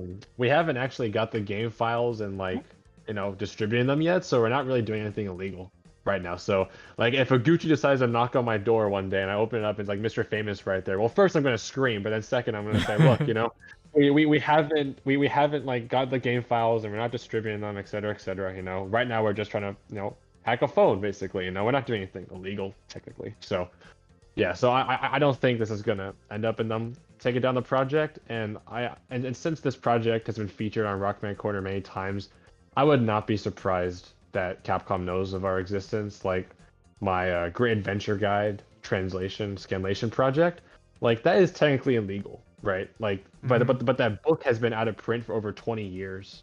No one's making any money off of it. So currently in that that legal gray area, we are okay. And that project has also been featured a lot of times on Rockman Corner, and I know Capcom monitors that site. Oh, and definitely.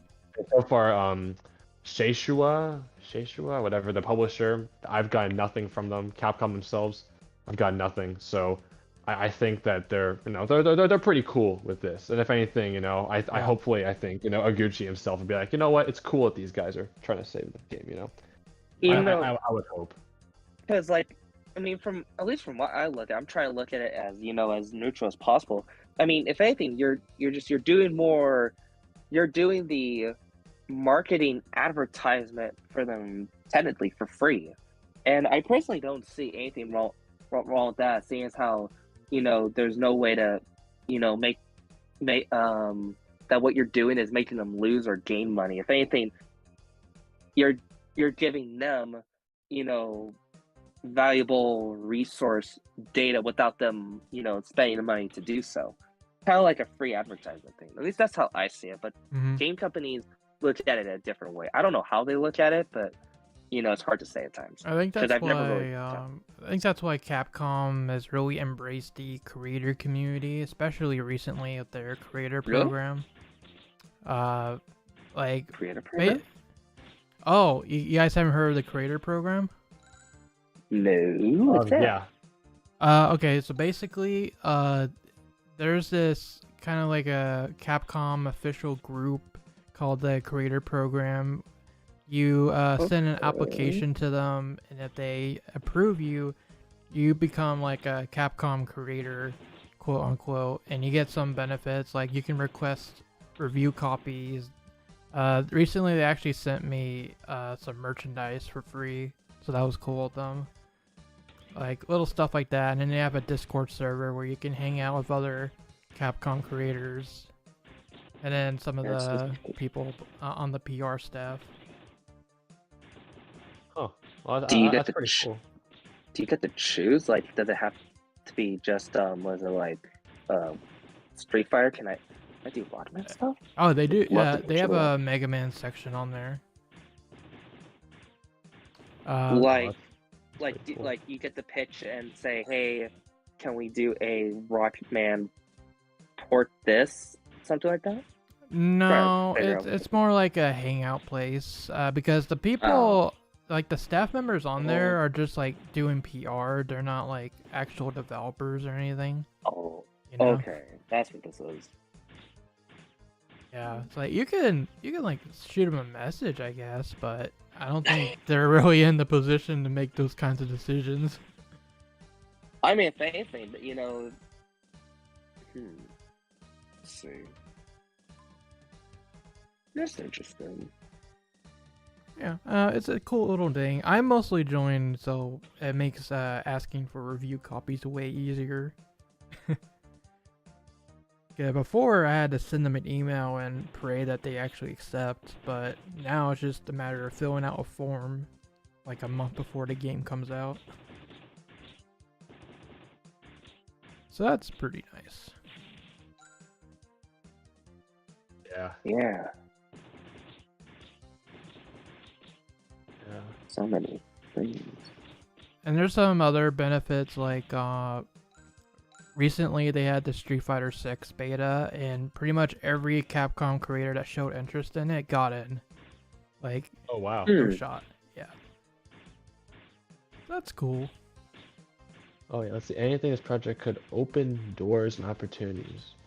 Yeah, I hope so. Yeah, like, I mean, this is such a slim chance, but if Capcom actually reached out to us and said, look, we'd love to, like, oh, we're recreating Phantom Network and we'd love to have you guys on to help us, or like our team member who's creating like the Docomo emulator, like if Capcom wants to help us in developing a Docomo emulator, so slim chance, but like if that happens, yes, I mean, it's just a matter, if they want to or not. And yeah, I think that's another roadblock, that a lot of companies are having with these kind of games, is just, it's really, really hard to emulate these things, right? As evidenced by how long it's taken for us to get a proper Doja emulator. So basically, these companies are kind of split, right? It's like, oh, maybe we want to release this flip phone game, but we can't really emulate it ourselves. So is it really worth the effort? And recreating takes a lot of money and time. So, there's that as well. So many roadblocks. It's like these games are cursed in a way. One thing I do want to actually mention and throw it out there is on Docomo's website, or on Sharp's website, that'll be the best to look at. So Docomo has like this little developer page, and they actually have lists to like what they call source codes for these phones, and the Docomo Doja Star phones, they have the like, for example, the SH03E, that's a Aptly IMO Doja phone. And the source code, I actually did find the source code to it, and I downloaded it, and it didn't have anything like the keys that we need to, to get the games off a phone. But I think what I did find is what seemed to be if it's possible that the code is there to let you run and emulate the actual Doja games on it, like on that OS. I'm not really sure what those open source codes things are, but I did see the Java virtual machine listed, and there's actually some code in there, so they do exist. So if anything, if anyone wants to dig into the source codes of the Docomo Doja firmwares out there, they might be a key into helping creating Doja emulators. But then again, I'm just throwing that out there. I'm currently looking into it and seeing if it can help with Doja emulation. Yep. So I have a question for Neeps. Are Capcom creators allowed to see content that was canceled or not released? So the big thing you need to realize of Capcom creators is it's just a fan thing. Like, we're not actual employees of Capcom or anything of that effect. It's just like a group you can join with some cool little benefits, but it's not like, oh yeah, you're an employee, you can make big decisions, like you can tell them to make X9. No, it's nothing like that. I see it as just a way to be like, oh cool, I can make content now without Capcom breathing down my neck. Unless you stop making content for a while, then they'll breathe down your neck.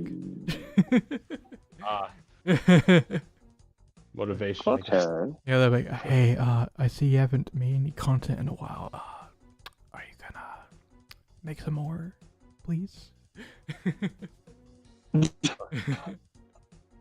Yeah, that is funny.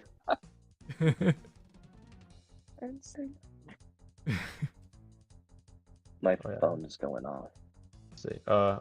This is user's name Phoenix Wright. Is it the one and only man, the myth, the legend, Phoenix Wright himself? Are you guys gonna get the Battle Network Legacy Collection, Nintendo Switch or PlayStation? I'm actually gonna get on Steam.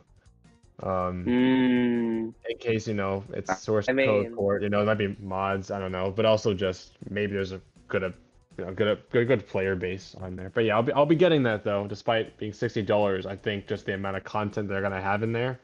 Online net battling is like a dream come true for me. So yeah, definitely. The real question is, who's gonna go through the trouble of making the battle gate somehow compatible with the Switch so we can have that battle chip support?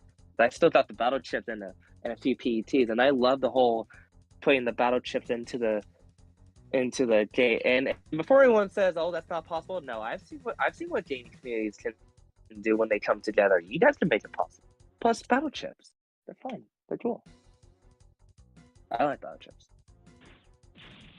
I do. Yeah, it's just I wish they would re-release those toys, but alas, that's not a high priority thing. It is for me. I love the battle chips.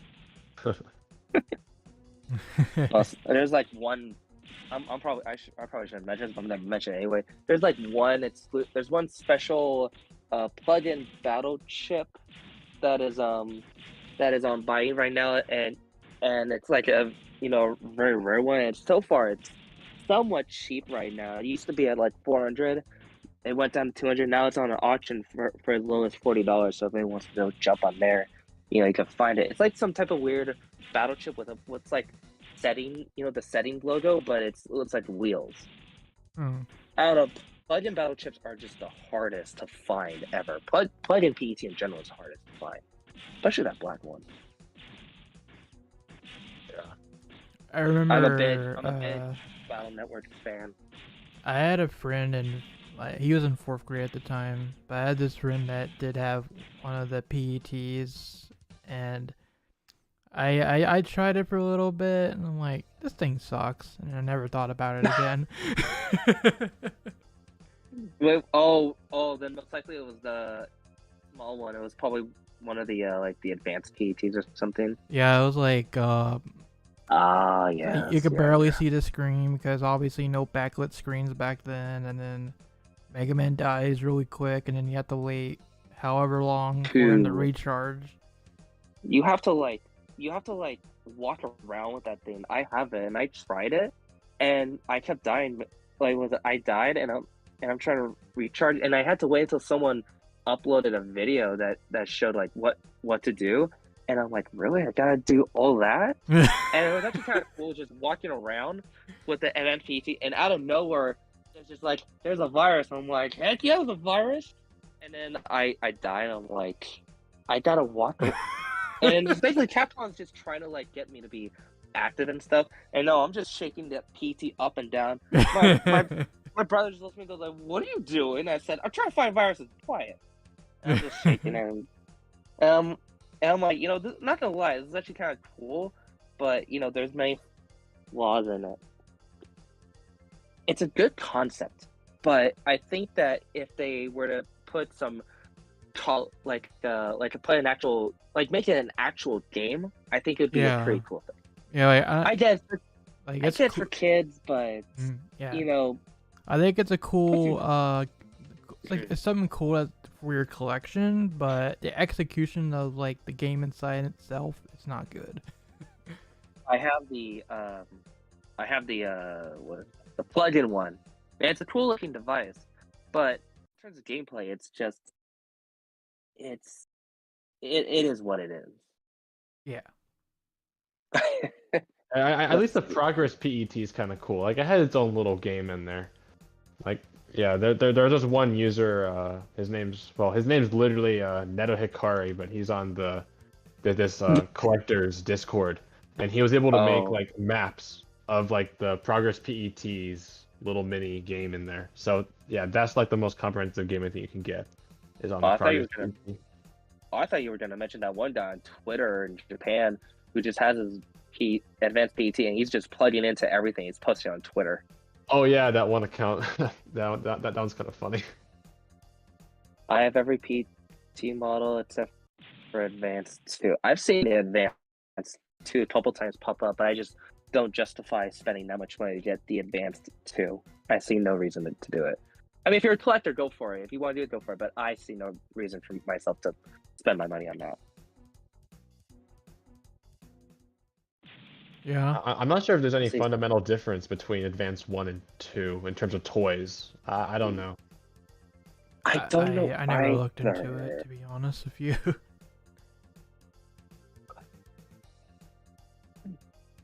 I think it's a cool novelty, but I'm a gamer. I like to play games. Oh, just add soldiers in. I see. So yeah, not that big. I guess the main thing you're getting is just a different outside design then.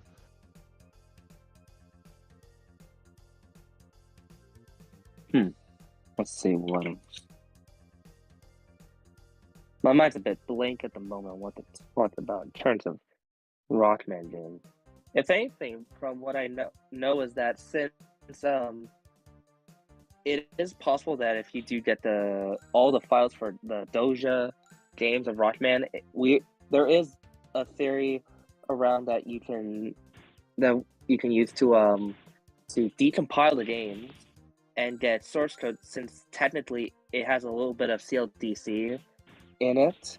So if we were to get these games, we can make them emulatable and actually put them all into one jar Java file, which that's what they essentially are.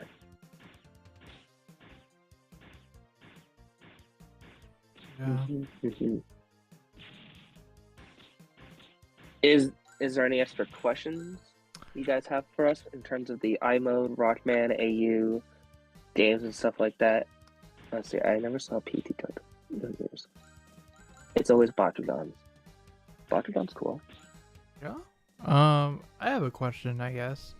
So okay, go for it. We talked about how you got to obtain the games, but can you talk a little bit about your journey so far trying to extract the data?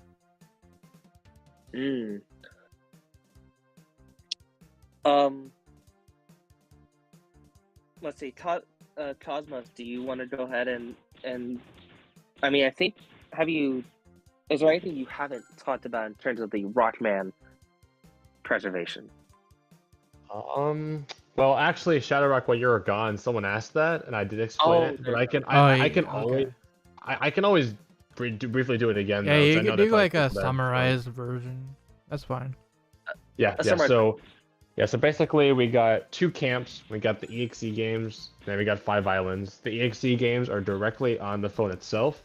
The phone model we have, as I already said, has direct you can directly capture it with HDMI, but then also it also has a SIM card, which means we can play the games on the phone. So they're directly on the phone storage. So to get the EXE games, we have to go directly into our Sharp phone's storage.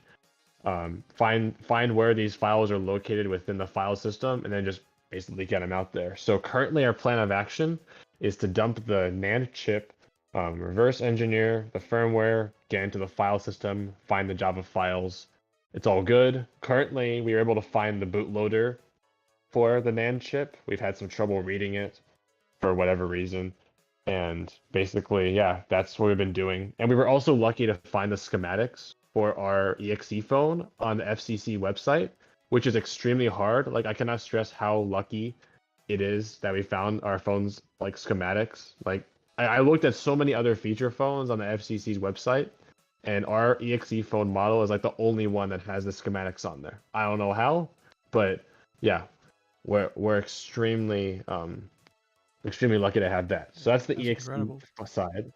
And then the 5 Islands side, 5 Islands is in a different camp because our phone does not have a SIM card and they're all on a micro SD card. And one could say, oh, well, you can take the micro SD card, put it into a computer, and you get the files, right? Well, unfortunately, that's not the case because they're all sealed and they're all encrypted by something called the C2 cryptomerius cipher.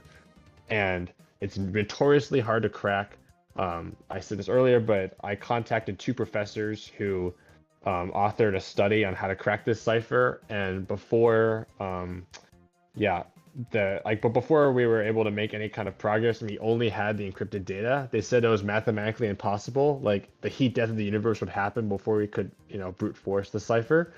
So that was a bummer for a bit, but luckily a team member named BinCat was able to find the S box for this cipher. And basically, to crack a cipher, you need the data, you need the S box, the substitution box, and then you need the device keys. And that's all cryptology, Gargin.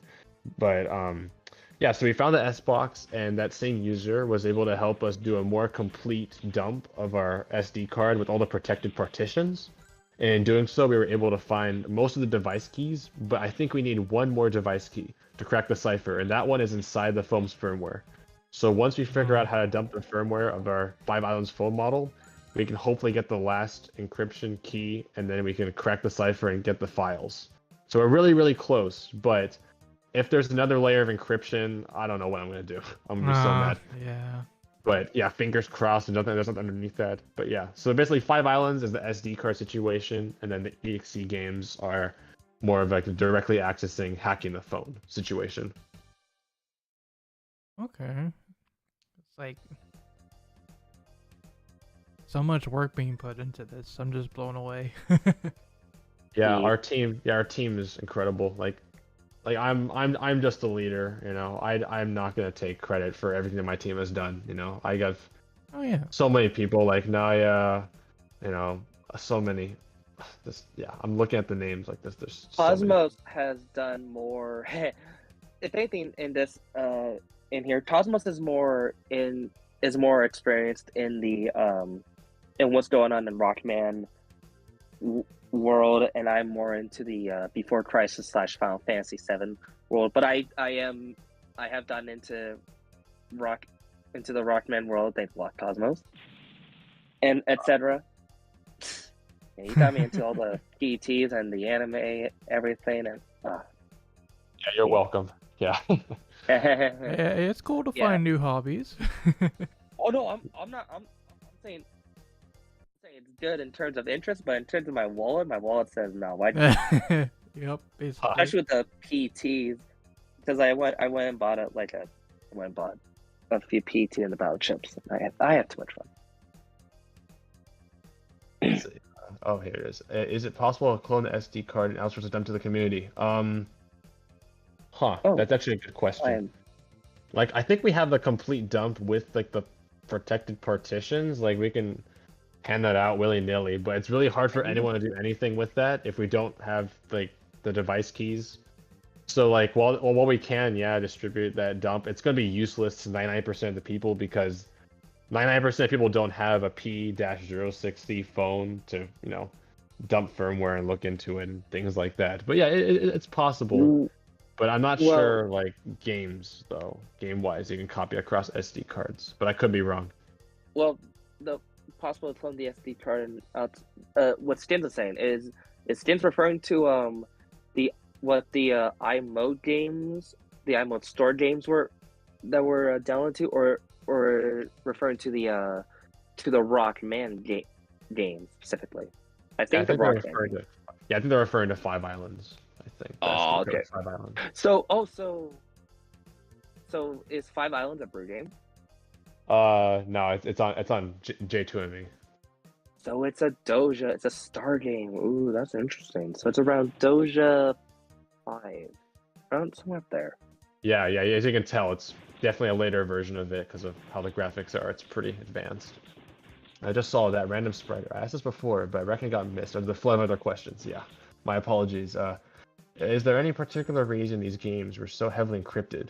Yep, your guess is completely correct. DRM, anti-piracy. I mean, there's a reason why it's so hard for us to do any of this, and that's just because they did everything they could to lock these games. Like, for example, SoftBank games, which are not the ones we're dealing with, but they require like a 3G connection to play the games, and that just has to be for DRM and stuff like that. I mean, Docomo, you require a SIM card to play paid games.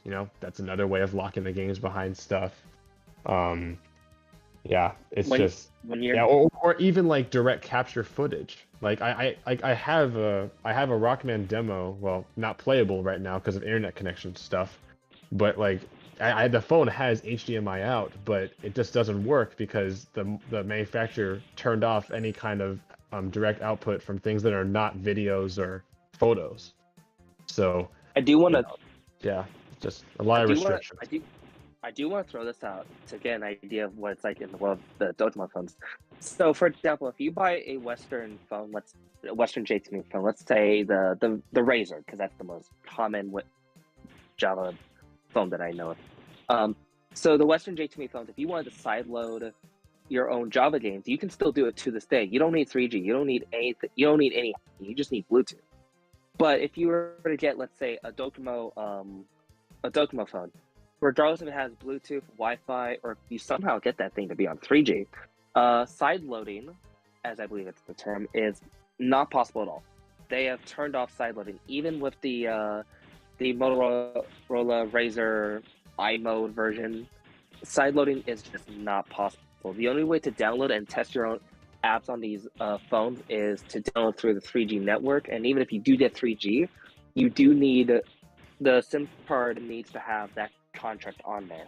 I've tested this and many times, and they've even stated that you can only download on 3G. You can't download Wi-Fi. You can't download iApply or any of this through anything else except for 3G and with a contract, which is really dumb and annoying. Oh, that's you literally have to have it. That's dumb. Oh yeah, Naya, could you explain what sideloading is? I think sideloading. So basically, that's the term I use. So like when you want to download or install something, but you're still installing it naturally, but in kind of like a different way. Like for example, for you Android users out there, if you can't download an app through the Google Play Store, you can use ADB to sideload games or apps onto the phone, even if that game or app is not on the Google Play Store. So it's basically like you're installing something. Yeah, so you're installing something from one device to another, or you're installing something from a third-party source, basically. So like for example, if we were to get the Rockman Doja game, and you bought a, let's just say P900IV, and you wanted to sideload it, there's no way of installing it on there as of now, sadly. So like using Blue app back in the day to play Rockman EXE. I'm gonna go with yes, because I really have no idea what that is. I can explain that. QApp right. is like a third-party app that lets you download apps from other countries, like Japan, for example. But it's not on the Google Play Store, so you have to sideload it onto your phone, and then you can download games like Rockman EXE from China, and stuff like that. And that's how we would play Rockman EXE until the Steam version dropped. Yeah, I remember when it first came out. It was such a headache to get it on my whatever virtual phone, virtual emulated phone. It was so weird. Thank goodness we have an easier way to play it now. I've been on a bit of a hunt for other games such as Professor Layton and other games. You guys were mentioning earlier about another Rockman game that was they said had a much higher chance of being found. Some type of Rockman EXE game, am I correct? Was it an iOS Android game or something like that? I forget what it was. It was a while back. Yeah, X-Dive's currently it's an ongoing gacha game, so yeah, hopefully someone's backing stuff up. But I mean, so there's no Rockman iOS game that needs to be there was found. There's there's the X1 version on iOS. Oh yeah, what Chaotic DX said, yeah, X over crossover. Crossover. I mean, okay, because I was able to actually somehow find those Rockman NES like iOS ports for iPhone. I was actually able to there was this little service. What was it called? It was called Panda Helper, and I paid a monthly service, and I was able to actually download games such as Infinity Blade and the Mega Man. I still have all 6 of the original Mega Man games that were on iOS on my phone, and I'm able to play them. They're not the best, but it's still an interesting experience because I didn't know anything about Mega Man back then. And this is why I love preservation, because we don't really get to choose and control when we learn about things, and it really is kind of a bummer when you learn about these games and then the company says, "Oh, sorry, you can't play it because you didn't learn about it." Oh, you were born 20 years after the game came out? Well, it sucks to be you. Yeah, exactly. Yeah, and that's the mindset I'm just I am not in favor of, because yeah, because it's not fair, this isn't. Once Fitz command goes and call it. Yep, any level 1 got recreated in wait, what?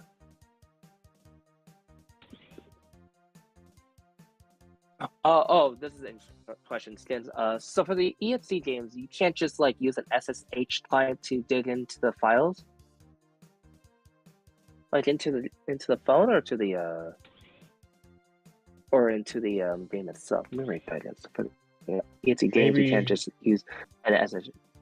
Skins comment at the it's at the very bottom. It should be the 5th last comment. Maybe they're referring to the file system.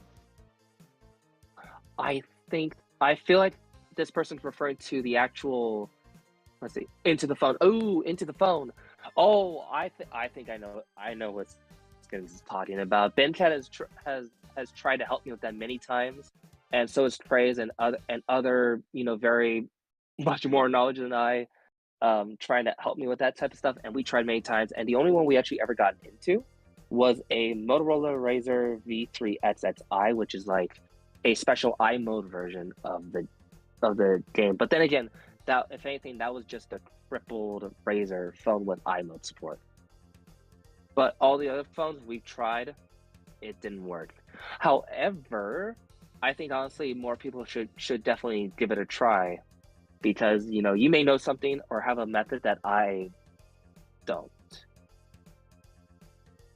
Yeah, and actually, there's another thing I forgot to mention about finding a way to get into these games. A lot of these phones had browsers, web browsers, and they ran on NetFront, a very old version of NetFront. And NetFront was used in the Nintendo DS, 3DS, PSP browsers. and many people have found hacking. I mean, they found exploits by hacking, right? Yeah. So we're thinking that it's possible that there could be an exploit for our super duper old version of NetFront on these phones, and then through that browser exploit, we can get into the phone. That's like, I don't know, it's possible. I'm trying to find people in the hacking community who could help us. So far, I haven't had any luck, but I think it's possible. I think it's definitely possible. If you can crack it on a later version, like on the PSP, there's no way you could not crack NetFront on like, ancient 2004 flip phone, right? I'm sure it's So possible. it's very viable, I think.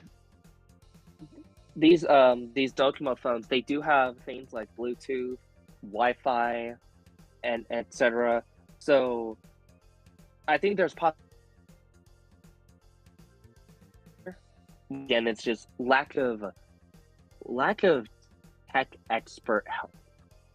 I'm sure there's like a lack of interest as well. It's like you can't find a lot of people like interested in these old phone games.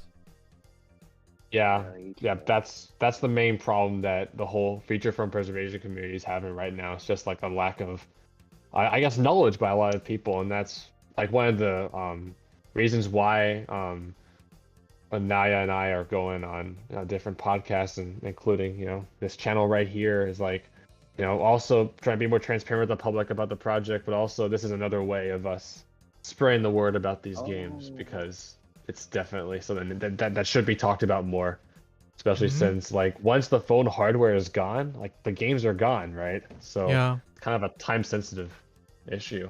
I know when you guys approached me, you mentioned that you've been having a hard time finding people to like give you guys a spotlight and talk about the project, and man, I felt bad after hearing that. But I wanted you guys regardless, because like I believe in this project. I think it's super important to preserve these old games before they're lost to time forever. And this needs to be heard, Yeah, definitely. I've gotten lucky so far with finding games such as Before Crisis, Dirge of Cerberus, and of course, some of the very few little Rockman demos here and there, but sadly just the NES ports. But yeah, nothing on Nico Video for Rockman. That's sad. For iMode, for the iMode version. You'd think they'd have it. For those who don't know, Nico Video is like, in my eyes, like the, what YouTube 2 over here or outside of Japan is, that's, Nico Video, in Japan. If anything, it's like it's a little, it is like a step way into, seeing what it's like in, Japan, kind of. Like, we were able to find footage of, I think Cosmos found footage of the 5 islands on Nico Video. Did you, Cosmos? I did, yeah. I think it's AV out, because it's a horrendous quality.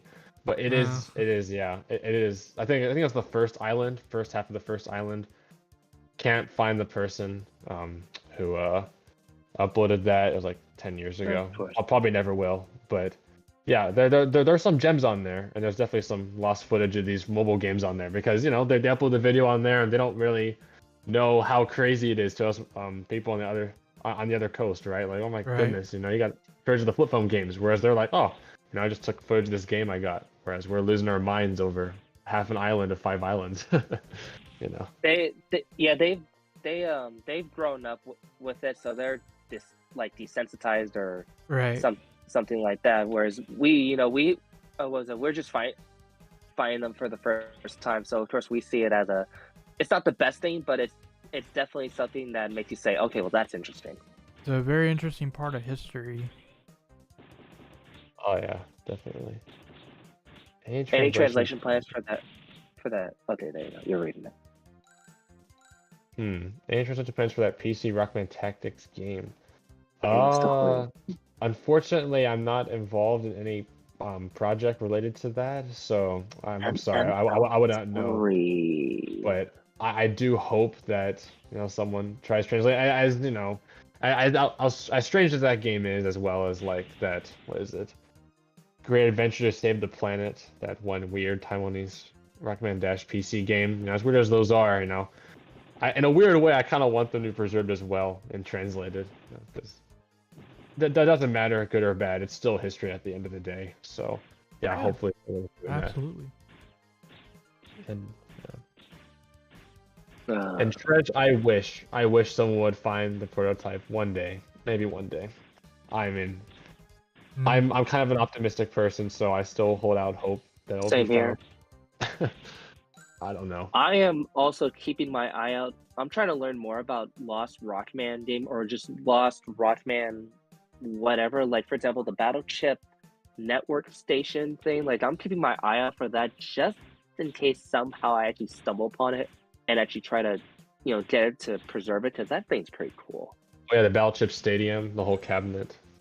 I mean, I'll keep my eye on it for, regardless of what anyone tells me, because it'll be really, I'll be really bummed if I don't know about it, but then like we'll learn about its existence right after I found out that I could have helped save the game. Because if I can't get Before Crisis the other games, I don't think others should lose out on losing the Rockman games or the games they want to play. Right.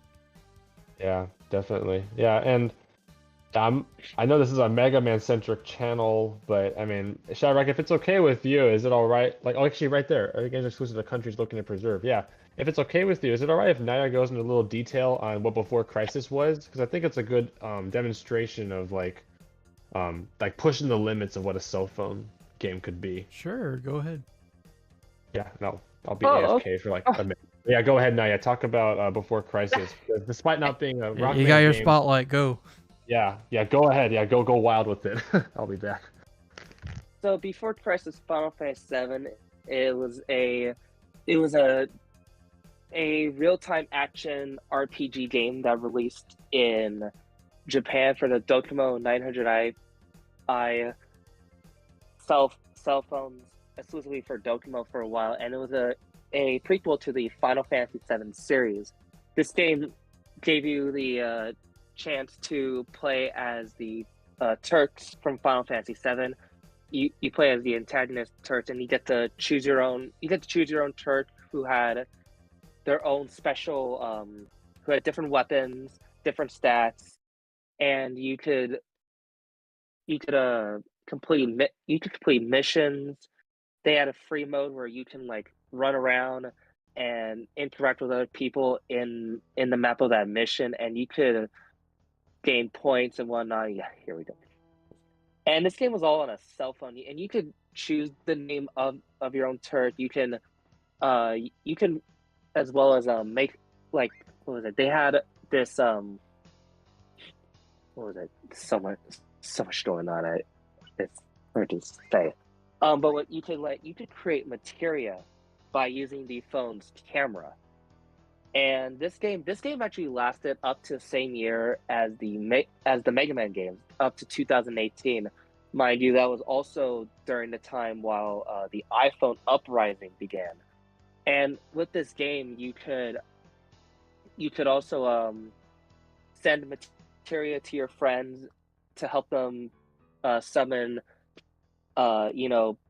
monsters such as Ifrit, Shiva, to help your friends. You could also rescue your friends from avalanche. So if you were in battle and if you die, you would get captured by avalanche, and you have two options.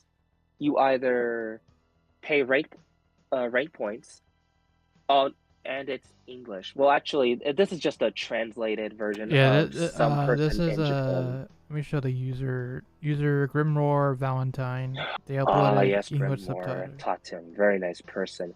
Yeah. Nice. So this the SH902i was used to record footage of this, and Grimoire, I believe, he went through the trouble of making it look as naturally translated as possible.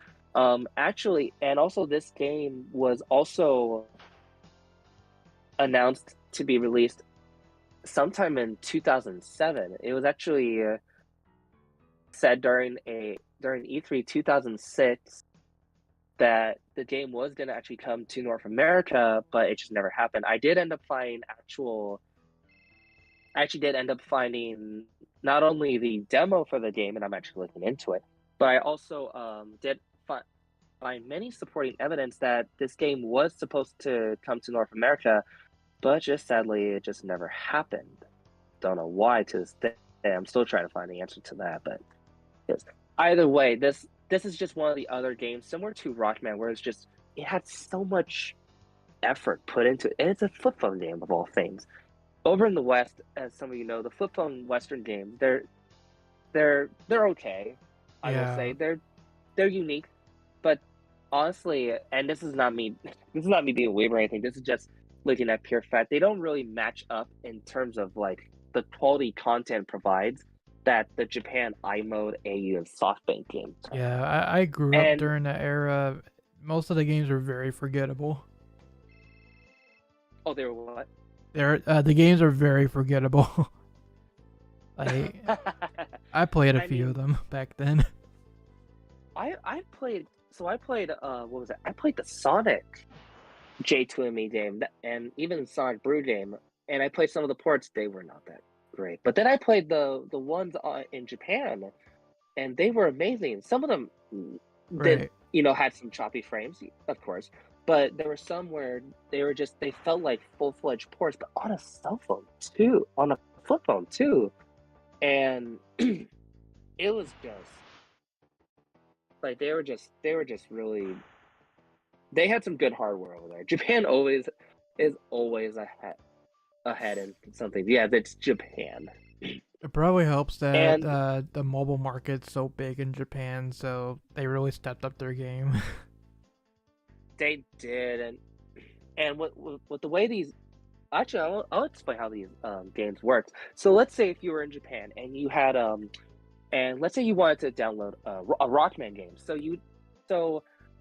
you would kind of have to just you would get, let's say you had your let's just use P900 IV for example. You would get your Docomo phone, and then there's a little iMode button, and all iMode phones have this button on. So you press it, and you would go to iMode. And if you have a contract with Docomo, you could use iMode service. And iMode offers many things, such as and they have like this little. It's an internet service, is what it is, and they offer games, music, some small movies here and there, from what I remember. And it was, if anything, it's similar to kind of like what iTunes was, but for Japan Docomo phones. But they also specialized in stuff such as like bank, weather, and stuff. It was very it was useful to have one for Docomo users. So you do that, and you would go at I menu, and they would have a section for games. You'd scroll down and go to the genre of where it belongs. They even do have QR codes for the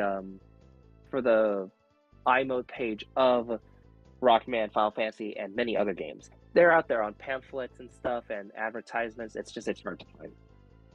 So you go there, so let's say you want to download Rockman, and before you download it, you have to subscribe to their to the service. And the kicker is that it would cost about $3 to $5 a month to get access to these games, which is nice when you think about it. And but also then there's also the compatible phone. So how do you know if your phone's compatible? Well, the biggest issue is that the only way to check if your phone is compatible with the game, you would have to check on that iMode page. And sadly, iMode, the content can only be viewed on iMode web browsers. And this is what made it hard for Western fans to really find, Rockman and Before Crisis and any other iMode games, is that they kind of made it a little bit too exclusive here and there. It's good for, the companies to ensure that, their games would never get, to prevent piracy. Yeah, sure. But in terms of a preservation side, it's a really bad idea. Like, I've seen what happens to I don't know if this is a coincidence or not, but I've seen what happens to some companies who get a little too, locked into the whole, exclusiveness. It kind of sees a bit of an early downfall at times. Mm-hmm. At least that's what I've seen. Yeah, put all your eggs in one basket is probably a bad idea. Yeah.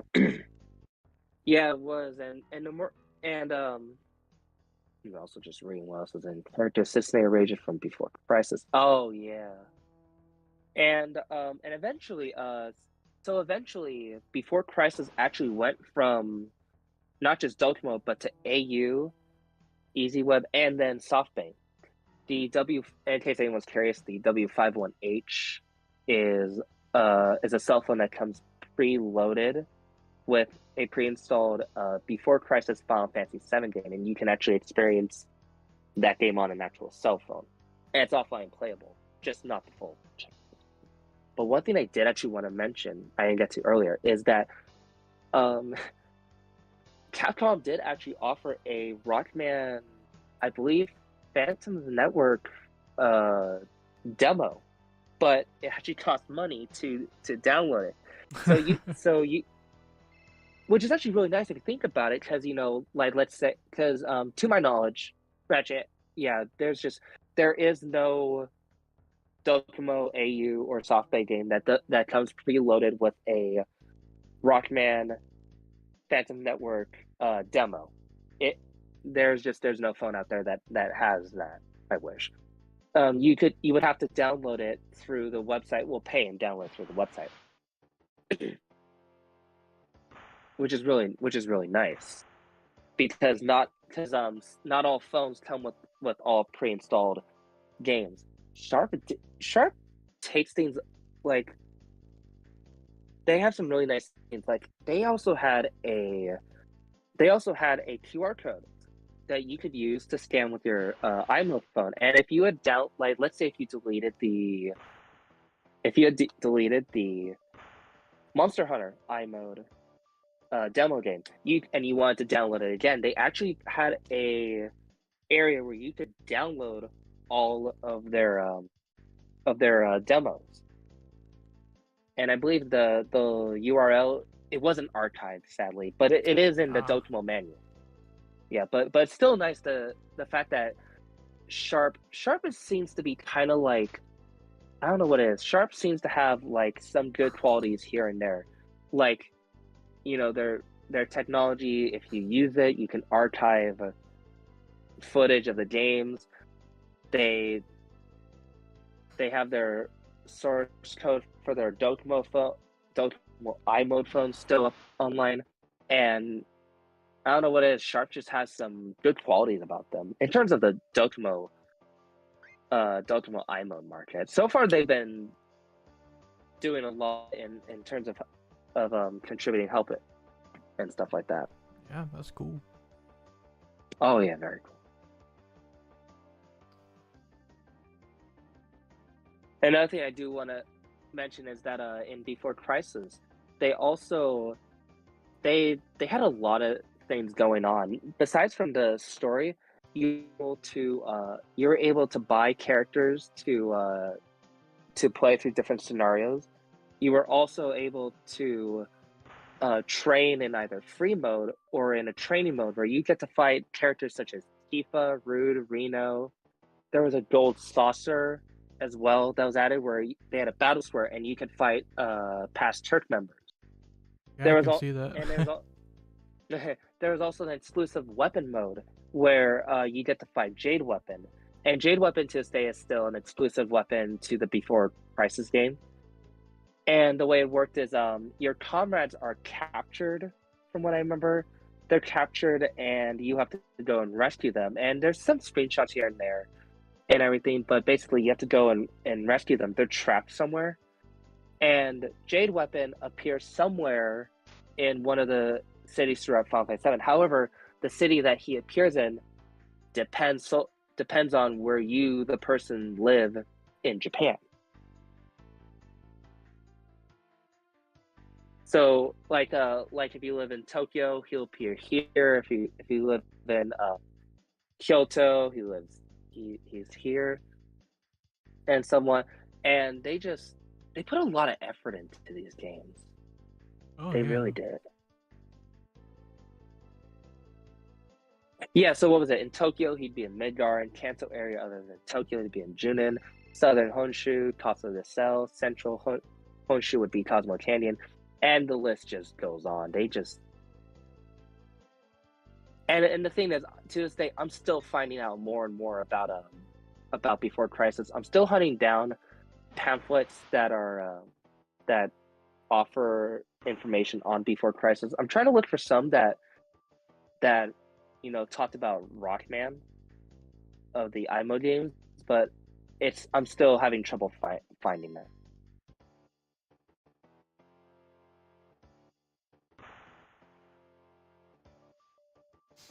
Yeah, you can really see how, like, it's hard for Square to do anything with Before Crisis because of just how specifically made it was for the cell phone, right? Like, I was actually fortunate enough to meet Naoya in person, and he showed me his Before Crisis demo, and like, yeah, it's hard to put into words, but like, it's just perfect. Like, it's just the way it's made, the way the combat is, as you can see here, it's just like it just controls perfectly for a flip phone, and it's in a different camp than the Rockman games, where like the Rockman games they can all fit on one phone with all the chapters.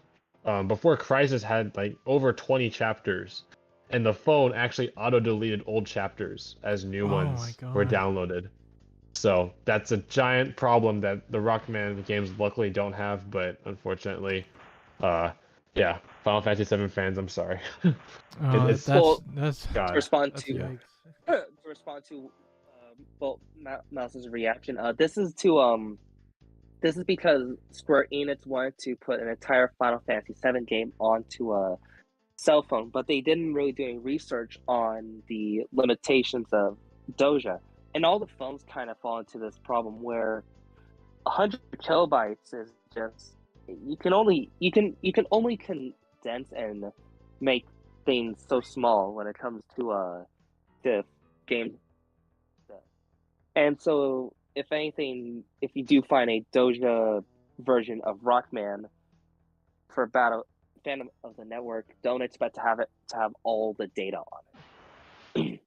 It'll be missing a lot of it, but it should have some data. I think Great Adventure on Five Islands had that issue too, right? Where it's split into the different islands. Did it? Yeah, one chapter for each island. Yeah. Yep. Oh well, then. But was that all in like one game, or were they actual separate files like the Professor Layton game? I actually don't know because the files are all encrypted, right? I can't see like which one. Oh well, then. Yeah, Then I don't know. at least we have it. Even for cell phone games, these are impressive. They are. They like just to play it on these. Interesting. One thing to note is games like Kingdom Hearts Coded and Dirge of Cerberus Lost Episode. They were designed so that you could download like the full entire game, but the way it worked is partial game would be on the phone, and then the rest of the data would be on the SD card. And the game kind of works in a way so that it kind of moves files here and there, so that you can actually play a full game on your Docomo phone. And I've seen documentation and proof in my coding books that this is a possibility. So that's why it would be a decent idea that if we could gather all the if one were to play on the Docomo phones, we could do that. It would be hard to do, but it's possible. Basically, it's possible to make it a full game.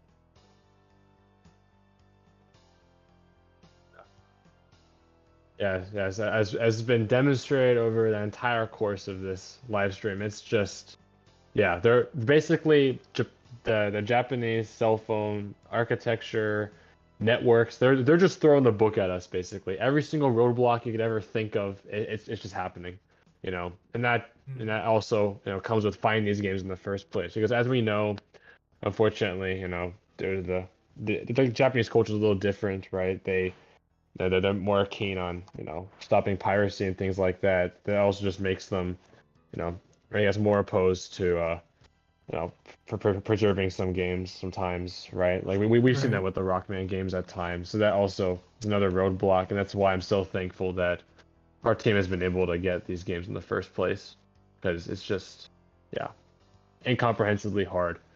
And I bet everyone watching right now has gotten that Yeah, loud and clear. Yeah. It's hard, and as Brian, the man himself, Proto Dude, has told me, this is a marathon, not a race. Like Yep. Yeah. I'm not sure how long it's gonna take us to get these games off the phone. It's been 2 years. We've made great progress in these 2 years, but yeah, it could be next. It could be next year. It could be 2 years from now. I have no idea, you know. But what matters is that we're working for it every single day. You know, we're trying our very very best, and we are not going to give up anytime soon.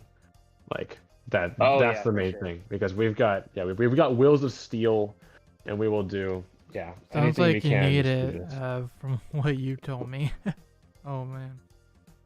Like I Yeah, just run into it gets problems. demoralizing, but like the support, you know, of all the communities, Final Fantasy community, of course, also, right? Just yeah, any kind of support and just that just motivates me.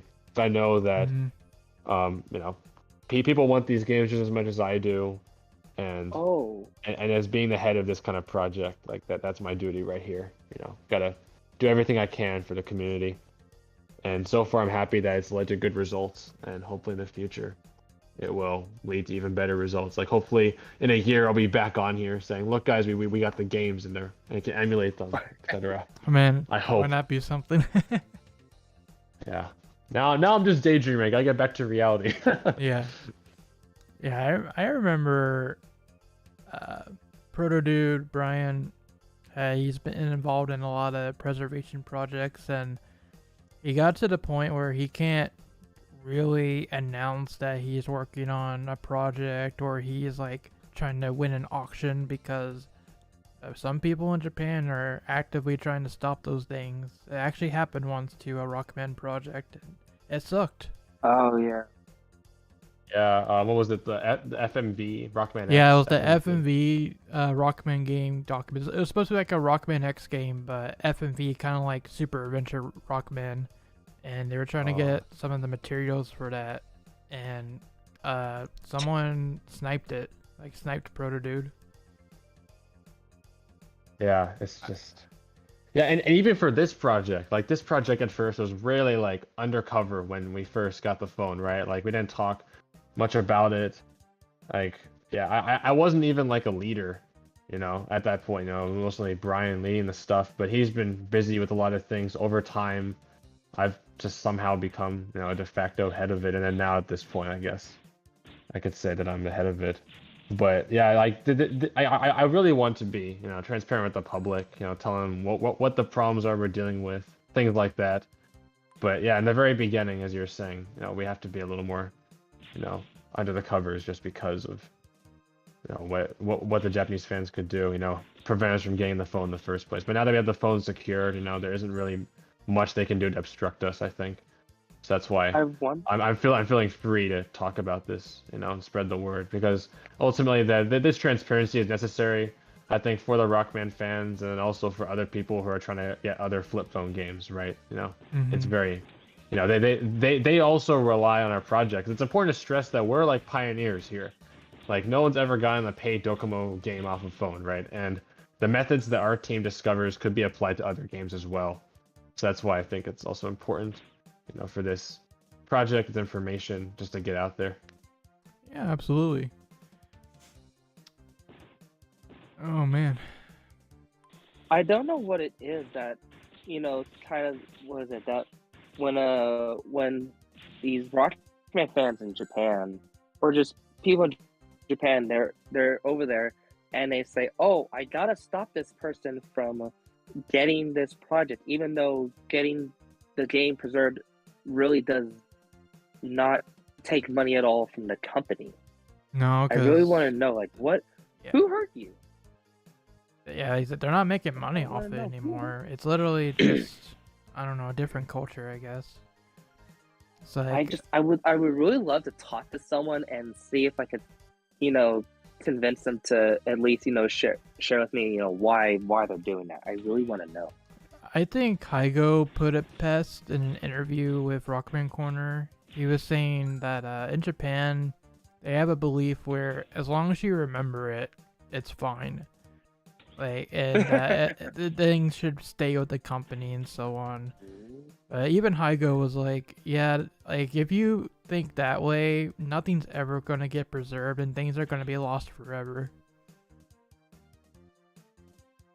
Remembering it is nice, but playing it is even better. Yeah, memories are nice, but there'll come a point where people who remember this stuff are gonna die out, and then there'll be no one left to remember it.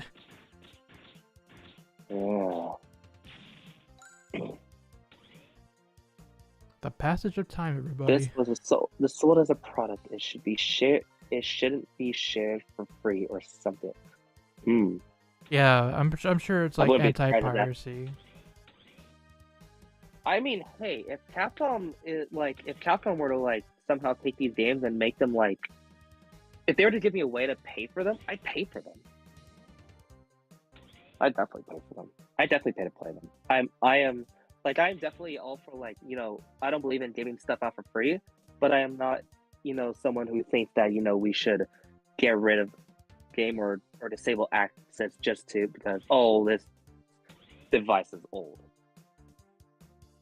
Yeah. I never interacted with this person, but there's this one Japanese user that actually blocked me on Twitter as well as Protodude and some other people. Oh, Capcoman? Oh, really? Yeah, that guy. Oh no. Oh, this person. Yeah. Apparently, he was on Twitter talking crap about Protodude, saying like, "Oh, Protodude is stealing things from Capcom and so on." Like, that's his take on it, I guess. The remarkable thing is that he has not blocked me yet. He's gonna block me now. I don't know how. I didn't even. It's funny. I didn't even do anything to this man. He just blocked me. I guess because I've spoken out about preservation before. But I didn't do anything other than that, to my knowledge. Is basically the Japanese fan face. Is he really? Apparently, yeah. And that's also a little bit of an issue too, right? Because his words do spread onto other Japanese fans, right?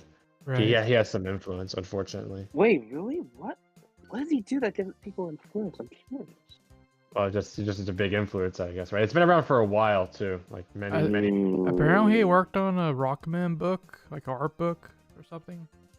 Oh, really? Oh, I did not know that. Yeah. Well, that's okay. Well, that's. I remember someone replying to Capo-kun saying like, "Oh, you're just on Capcom's side on everything because you're trying to become a Capcom employee." Oh man. I knew it. I knew there was a motive. I knew it. I mean, maybe. He was trying to please them.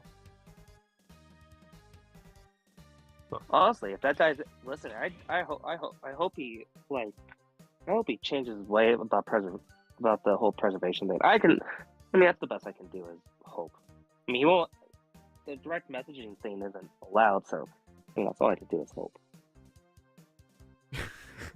Yeah, and we know that they're definitely. I mean, this is no way saying that the entire Japanese fan base is all against preservation. Like that's not true. You know, as evidenced by Hygo interview. I mean, there are definitely Japanese fans, like the guy who gave us the Rockman EXE Phantom Legend of Network phone. You know, like he was for preservation, right? So there definitely is those people over there that do care. It's just that because of other people silencing them, right, and trying to prevent them from speaking out, then it's a little harder to find them. But there are definitely those out there, and I'm incredibly appreciative.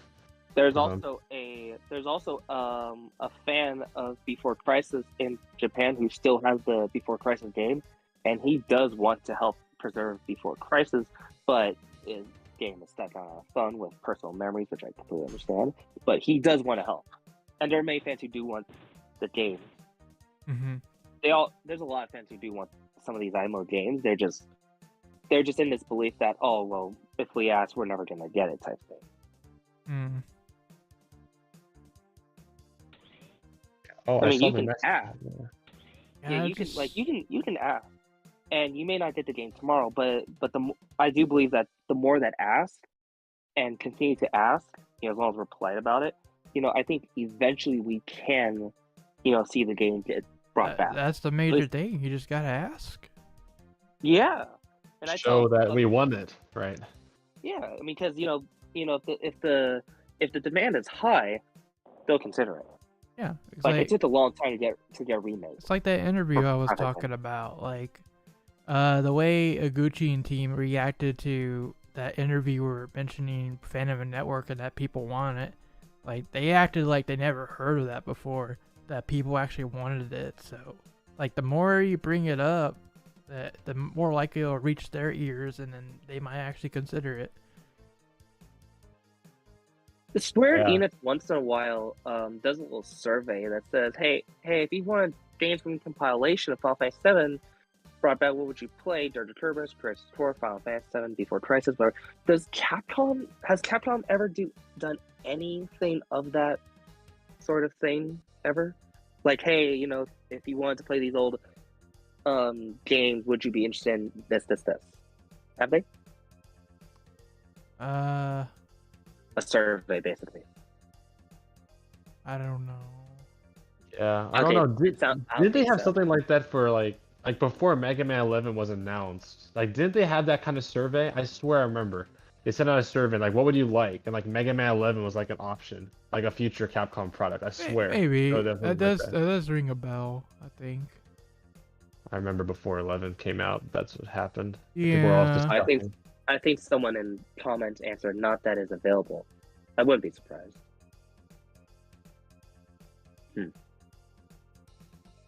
General surveys, I see. Yeah, I know. I am it. They have done surveys in the past where they ask, what do you want, type of thing. Either that, or I'm thinking of Atlas with the Persona stuff. Like, they'll straight up ask you, do you want the ports? Duh. Oh yeah, there are actually some iMode versions of the Persona games. Personas 1 and 2 and 3 have had several various special iMode games. I wanted to throw it out there because someone asked it and I don't remember if I properly answered it. But I've seen some of the gameplay footage of the iMode Persona games, and they are interesting. Very interesting.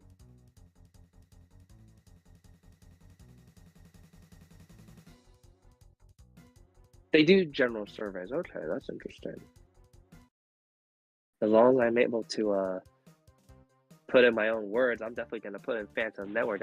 I don't care if I get silence. I'm still going to ask. Yeah. Yeah, that's all we can ask for at this point. Yeah, Well, and then of course working on the whole. I'm preserving it in general, but yeah, there's still hope out there. Do not lose hope. I will not. Because if we lose hope, then it will be lost, I think. Yeah.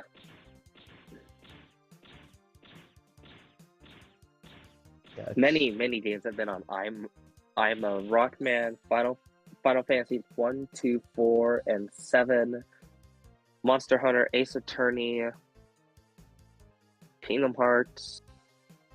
Another one that's on my mind. Oh, Professor Layton. Professor Layton game got found recently, which was a big, the Deathly Mirror, I think it's called, Cosmos, right?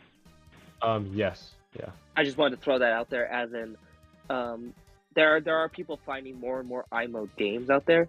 And in case anyone's wondering where's the best place to look, I mean, so far, bizarrely, is Twitter is kind of the place we've been finding it. That's where I found people with the Before Crisis games, and that's kind of where we found the Rockman games, huh? Yeah, that's why it will suck if Twitter actually does die, because that's like the big place where all the gaming communities come together. That, and it's easy to actually kind of, in a way, to reach out socially, if that. Yeah, I'm trying to find it. It's very simple to reach out to people that way. Like I found 3 people who have the Before Crisis game. One said they didn't want to help with preserving the game. Second one said they lost their phone. I personally don't believe them. And the third one said he wants to help, which actually made me really happy. But he can't because of the whole personal data, whatever on that, whatnot. But it was still very reassuring to hear that there are some people in Japan who do want to help. That's good to hear. Yeah. So yeah, so currently where I'm at, it's getting a little late, and I think I might have to head off pretty soon. All right, cool. We can. This was fun though. This was fun. Oh, I had fun talking about it. I'm enjoying this Rockman Dash game. Yeah, this game looks really cool. Honestly, all the Rockman games here look very fun. I would love to play these one day, and hopefully that comes to fruition one day. Personally, Dokuma should just like look into making an iMode iAthlete emulator, and just like make it for the Android, for Android phones, because I think there'd be some market at least for it. But then again, I don't know what flip phone games are like, or at least what the atmosphere of it is. I'm just throwing out ideas. Yeah, I'm a bit of a dreamer at times. I mean, because like ideally, I would like to learn how to make my own iAthlete iMode emulator for the Android phone, mainly for the flip phone, to kind of like be able to give the experience of doing iAthlete and iMode. I know that that's hard to do, but I would love to do that. Yeah, being able to emulate like the way these were meant to be played, I'm a big fan of that. So I think that is a very noble endeavor.